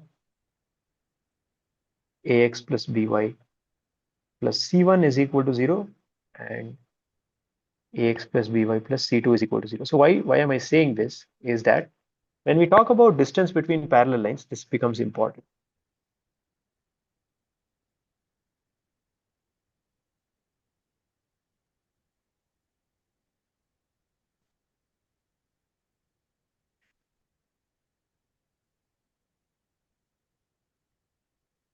So the formula is simply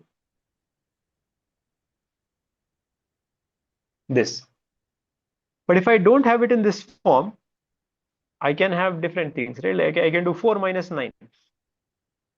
Or if I do this, I can do 4 minus 9 by 4. So I'll get different values. So that is not the way. So this formula can be used only once you have made it in such a way that the x and y coefficients are the same, or they're of the form ax plus by plus c1 is equal to 0, ax plus by plus c2 is equal to 0. All right. In that case, then it becomes the difference between the constant terms of the equation, the modulus of that, divided by square root of 1 plus m square, where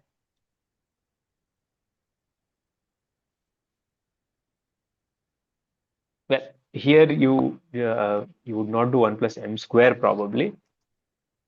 So here if you further go Plus b square.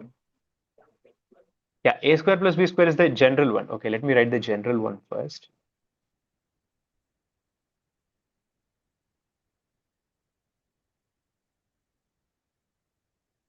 Whatever is common is fine. The thing that I was writing earlier is a special case. So what was that special case for, do you know?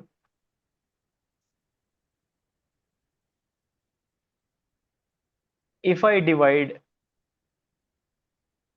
both equations by b and write it as y is equal to mx plus, here it will no longer be c1. So if y is equal to mx plus c1 and y is equal to mx plus c2. So this is one more way that you can write your parallel lines, as long as they are not vertical. You can reduce it to this, right? The slope has to be the same. Only the y-intercept can be different. In that case, then the distance is given by. So the x-intercept is also different, no? Hello. The x-intercept is different, yes. that is okay. Why? If you put y is equal to 0, you'll get minus c1 by m in one case and minus c2 by m in the other case.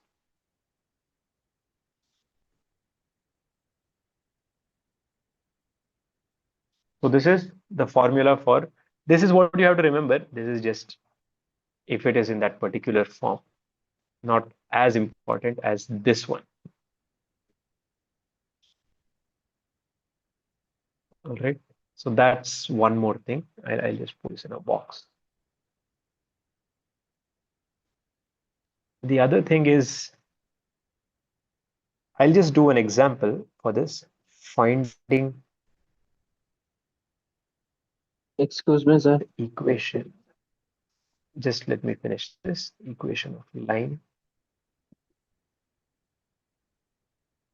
perpendicular to a given line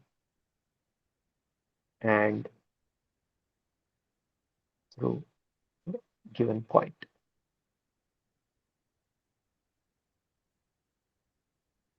So the given data is you are given a line and then you are given a point. On it, not on it, doesn't matter. Let me take a specific example. Suppose the line is x plus 3y minus 4 is equal to 0 and the point is 1, 2. Does this lie on that? It doesn't. It's good. So suppose this point is this, this line is this, and this point is this. It might not be situated this way in the coordinate plane, but let's just assume that this is the case. Now, what is the equation of the line which is orthogonal or perpendicular to the given line x minus 3y plus 4 is equal, minus 4 is equal to 0 and passing through the given point 1, 2? You already have the data about the point. So what else do you require to write the equation of the line? Slope. Yeah, but do you know the slope also? Can you figure out the slope? Yes. How So will I it do that? cannot be Suppose the slope determined, is sir. m. m1 into m2 minus equal to minus 1. So let's say m into, what is the slope of the line, given line? Sir, is this for non-vertical line, right? Minus 1 by 3. Yeah, this everything is usually for non-vertical Okay, itself. okay. Then we can define it.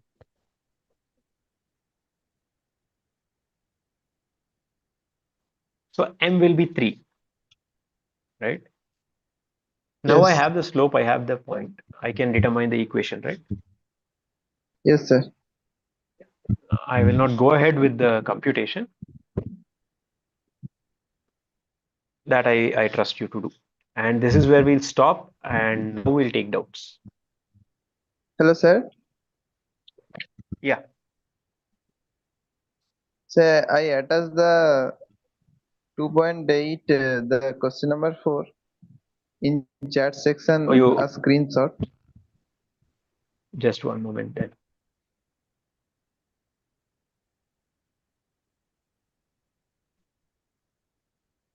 Let me just check.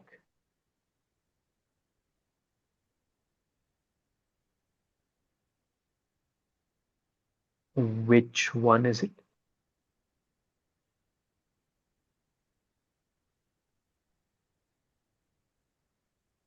Where is it? Could you tell me which one is it particularly?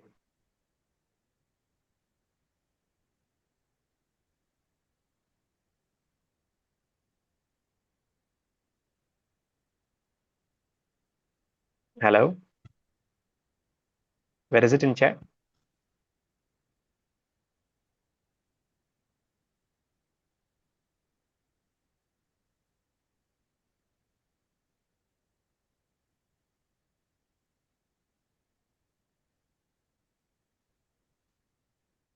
So send that.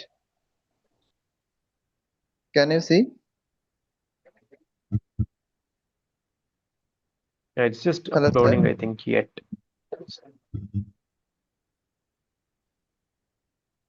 The portal is not accepting the question, this option. but option is right, I think. That's actually very weird. Maybe it's a difference between qualifier and this thing. I'll check. Yeah, this thing here, of course, it clearly says it's wrong. So there are also I'll some check with the questions team and I'll let you know. past week extra practice assignment. The answer we upload is correct, but the portal is showing wrong. So the TA also send us a PDF to check the answer key from the PDF, not to the portal. Okay. Whenever you have such things, just like you have done now, you bring it up in the live session. And if you have a compilation of these things, it will be helpful. We'll just fix everything. We can discuss and fix. Sir, I have some Right, so doubt to your notes. Could you please share once? yeah, that I will share again. Yeah, this one I'll tell to the team the 2.8 question 4 issue. If there are others, please let me know. Sir, I have found the question, sir.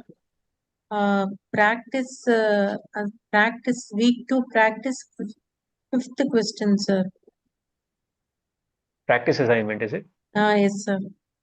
So may I tell now? Just one moment. Let's clarify this.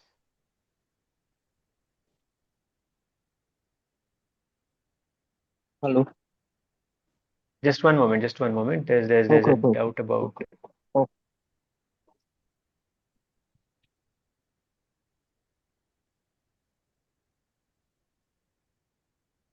So in this question, actually, yeah, strictly speaking, we are not talking about straight lines, but it is just rectangular coordinate representation. So a bunch of points are given, and those are said to be a relation. Yes, sir. So you're just asked to write down those things as a relation, and It is a multiple select question, sir. We can select 2 or 3 options. yeah. So is there any doubt? So this doesn't Yes, sir. Actually, what actually sir concern was straight telling, lines and all that. Yeah, go ahead. actually, what sir was telling was it was the x and y axis are not defined for all the real values, so we need to consider it as finite set only. So he told that option B will not work like that. He told, sir. So I just had a doubt on that. We can write R as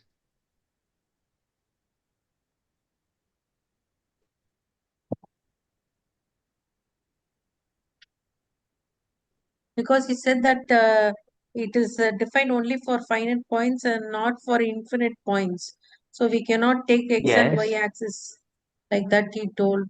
So I generally wanted to ask whether real values are defined on x and y axis, or according to situation it changes. This question is a little ambiguous.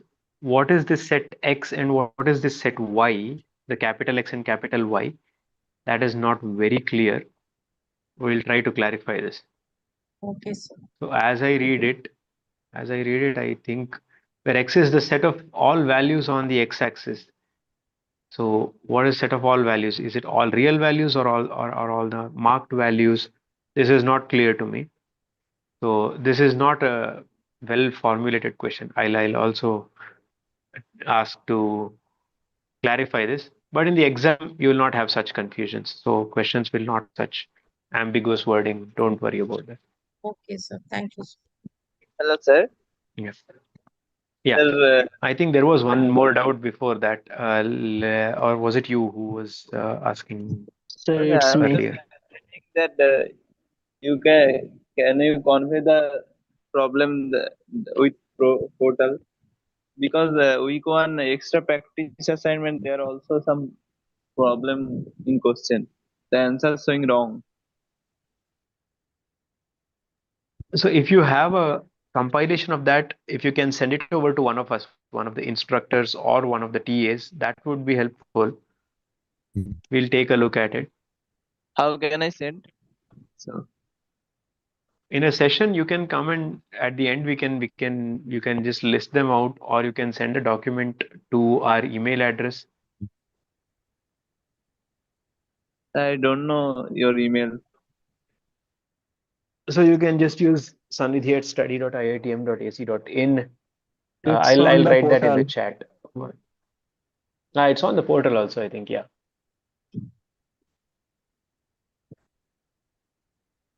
Sir, may I ask now? It's yes. Please go ahead. Sir, in Anyway, this just for your in this page, you have written that D equal to C2 minus C1 minus C2, and after that, in the denominator you have written root over of 1 plus m square. How can you write this in the denominator? I have not So understood that.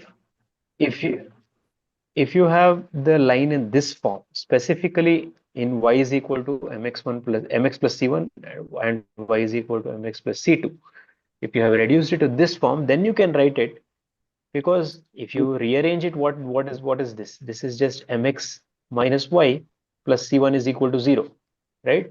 So if I apply this formula, what would you put in place of a square plus b square? A square would be would 1. A square would be Sorry, m square m square, and b square is plus 1. 1. Yes. So it would be this, right? So Okay, this sir. was for And this specific case where both the lines are in the slope intercept form, then you can do this. Otherwise, the general form is this. but x and y need to be same. Yes, the coefficients of x and y need to be the same. Okay, means the slope. The slope will always be the same. So, okay, let's take, for example,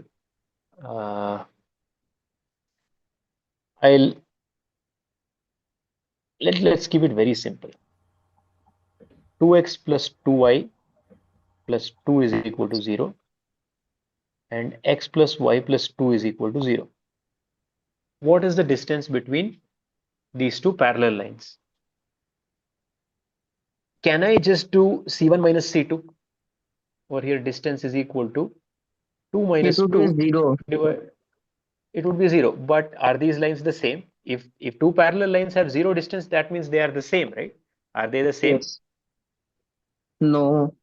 But if we divide them, no, they are not same. They are not same, right? So you have to divide it by, let's say we divide this and make it so that these two coefficients of x and y are the same. That you can always do if they are parallel lines. Since the slope is the same, you can get a form where both of the distances are the same. The coefficients are the same. So in this case, what would the distance now be? Modulus of 1 minus 2 divided by square root of 1 square plus 1 square. What is this? This is 1 by root 2. Yes. This is the distance. It But only what works if for instead of same. yes, so here is one more thing. So instead of dividing this equation by 2, what if I multiplied this equation by 2? That also I can do, right? I can have 2x plus 2y plus 2 as the first equation and 2x plus 2y plus 4 as the second equation. What would the distance between these two be? That would be 2 minus 4 divided by square root of 4 plus 4, which is 2 divided by 2 root 2, which is 1 by root 2, which is, of course, this is what you have to expect, that it doesn't matter what common coefficients you have for x and y, as long as they are the same, then the formula works. Okay. Okay. And sir, one more doubt. In your notes, you have given the formula of distance of a point from a line. Could you navigate to the page? I missed the modulus there, right? No. Sir, before this page, I think. Hello? No, This in is the distance place. between point and a line. So the extra note where you have written that, not the prepared one. This is straight line fit. This one? Okay, sir, may I ask you from Or the even before that? I think before that. Here, Oh, sir, I am we asking didn't you. do anything here, no? Okay. Yes, in this one.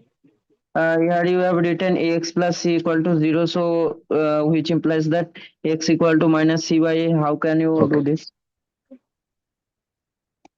So whenever you're given this equation ax plus by plus c equal to 0, there are two cases. One is b is equal to 0.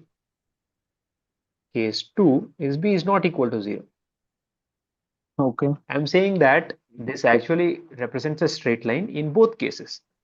In case 1, after simplifying, so since b is equal to 0, my equation becomes ax plus c equal to 0. Yes. So here x is equal to minus c by a. So is this the And that x-intercept? is here, this is x-intercept because it's a vertical line, no? X is equal to minus c by a is the equation of a straight line that has x equal to c minus c by a everywhere, in particular when it cuts the x-axis. Yeah, so we can conclude this as the intercept, x-intercept. Yes. Yes. Okay. And one more doubt that I cannot relate this question with A and B because A and B are the coefficients and you are taking it as 0 and in case 1 and not taking it 0 in case 2. So what is the meaning So of when you're taking given 0? when you're given the equation ax plus by plus c is equal to 0, a, b, and c are real numbers. They are coefficients as you pointed out.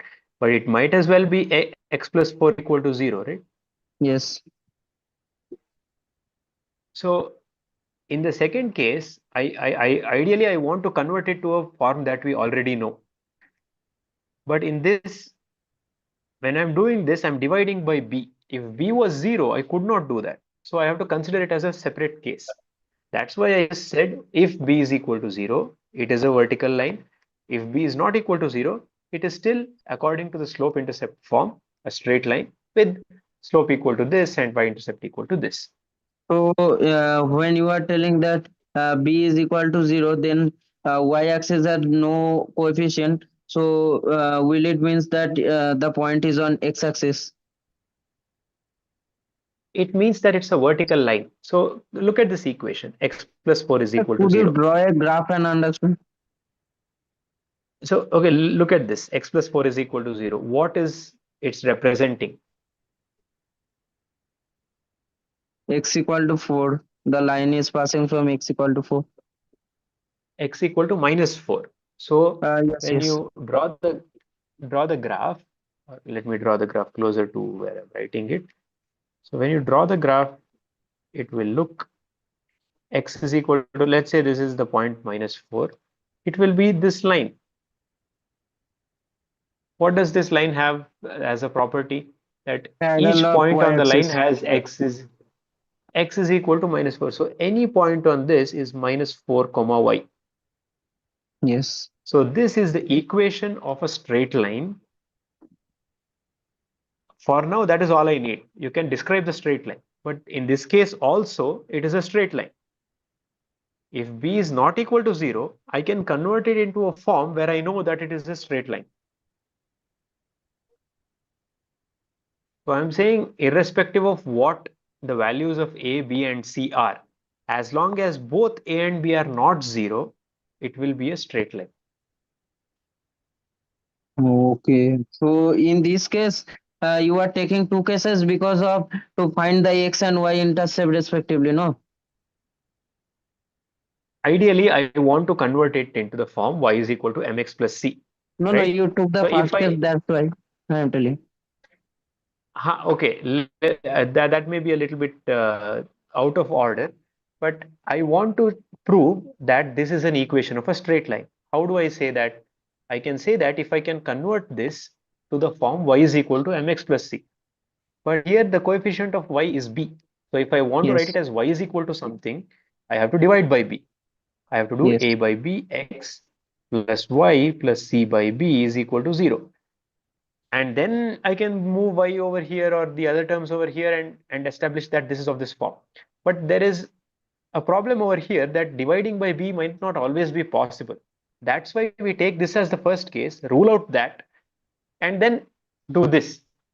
My objective is to show that whether B is 0 or not 0, it is always a straight line. Oh, And that we have done. And you told that dividing by B is not always possible, means if B is 0, no? Yes, that's why that's It case will be 1. undefined. Yes. Okay. Thank you, sir. All right. Okay. Hello, sir. So we'll maybe take one more doubt, and Sir. then you guys can address it in the next live session. Yeah, go ahead. Sir, I have doubt regarding the assignment, sir. Which assignment? Is it practice assignment? No, Graded sir. assignment we cannot discuss yet. There are several type of question which needs to be solved, and we have to Okay. directly write that answer or show some steps to solve that question. There's no showing steps in any of the questions. Only directly we can You'll write have that three types answer. of questions: multiple choice questions, multiple select questions, or number answer type questions. Multiple choice questions means there will be one correct answer among finitely many options given. Multiple select means there might be more than one correct options among the options given. And number answer type is you have to enter the final number. You will be asked for the value of something and you have to write down the number. That's all. Okay, sir. Means final answer we have to write, not steps. Yes, final answer. Yes, no steps. Thank you, sir. All right. The recording classes link Okay then. not available. Please share the link for all the recording classes, live sessions. Recording, it's available on YouTube. The session is being live streamed. So if you go to the IIT Madras BS degree program YouTube channel, and if you go to the live tab under there, you should see this. Sir, Like even after the live session is done, sir, and also to it support, should be available. sir, also to find the area of a triangle, if it is a numerical question, if we write the answer and we can write square units by the side, no, sir, or only the numeric is enough. The numerical answer is enough. It's not a string type answer. It's just a number type answer. So just write the number. Okay, sir. So sir, we have now Usually- not write the step only that answer final. I could not get what you're saying. There was, I think, Sir, in numeric connection issue on your side. numeric type answer, we have to only enter the final answer, na sir, not need to write the step, na sir. Yes. There's no steps, no. No Just step, na sir. then last number. Only No final steps. answer. Only final Yes. answer, na sir. Yes. Okay, thank you. Sir, I have asked, All I have a right. doubt.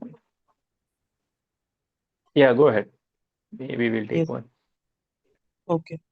Sir, I have doubt regarding my course registration. So I told my whatever problem I'm facing to the instruction in our last instructor session. So at Okay. our last session, there will be our instructor will be like some ma'am. I can't remember his name. Okay, So I what's told the issue? Sir, issue is mainly like I want to register in BS in data science and AI, but unfortunately I got registered in BS in data science and management. So I asked him about the course switch criteria and how can I switch it. I think that is not something instructors can help you with. You have to write to operations. I don't know the exact channel through which you have, but support, there must be a support email ID that should have been communicated to you and from which you should be receiving communication from also. I think it is better addressed there. We do not handle the administration side of things. Yes, sir, but I just told him that please confirm me through the support team. Like I have also mailed to the support team, but I haven't got any Okay. satisfactory mail from them. Okay. If you can just put your ID in the chat, I'll try to ask people. I'm not sure if I will get any more success than you, but I can try. Sir, what ID? Like my student ID or my personal email ID? Wait, can you just send it to me? Do not send it to everyone. Just send it to me. Oh. You send both of them, your personal ID as well as your student ID. Excuse me, sir. Yes. Where can we get the summary and the notes with which to give the answer? The link should have been up in the portal by now, but I see that it is not. So there's this supplementary contents tab in the course portal page. Right now, it has only lecture PPT slides and lecture transcripts. We'll also include a tab there which says live session notes, and you will be redirected to a folder where you'll find all the notes the instructors upload. That has not been set up yet. I asked them to set it up. They have not done it yet. Once it is done, you'll find it there. Yes, sir, because the examples are really helpful to understand this. Yeah, I know. I wanted to get it done before this session, but it is not done yet. I'll follow up on that again. Okay, sir, thank you. All right. Did you share your email ID? You have not done that Yes, yet. sir. I've shared both You my have? student ID and email ID. You have to share it with me, Sannidhi. So you don't share it with Okay, sorry. I've not received it. Oh, sorry, sir. Yeah, I have sent it on the IIT Madras page.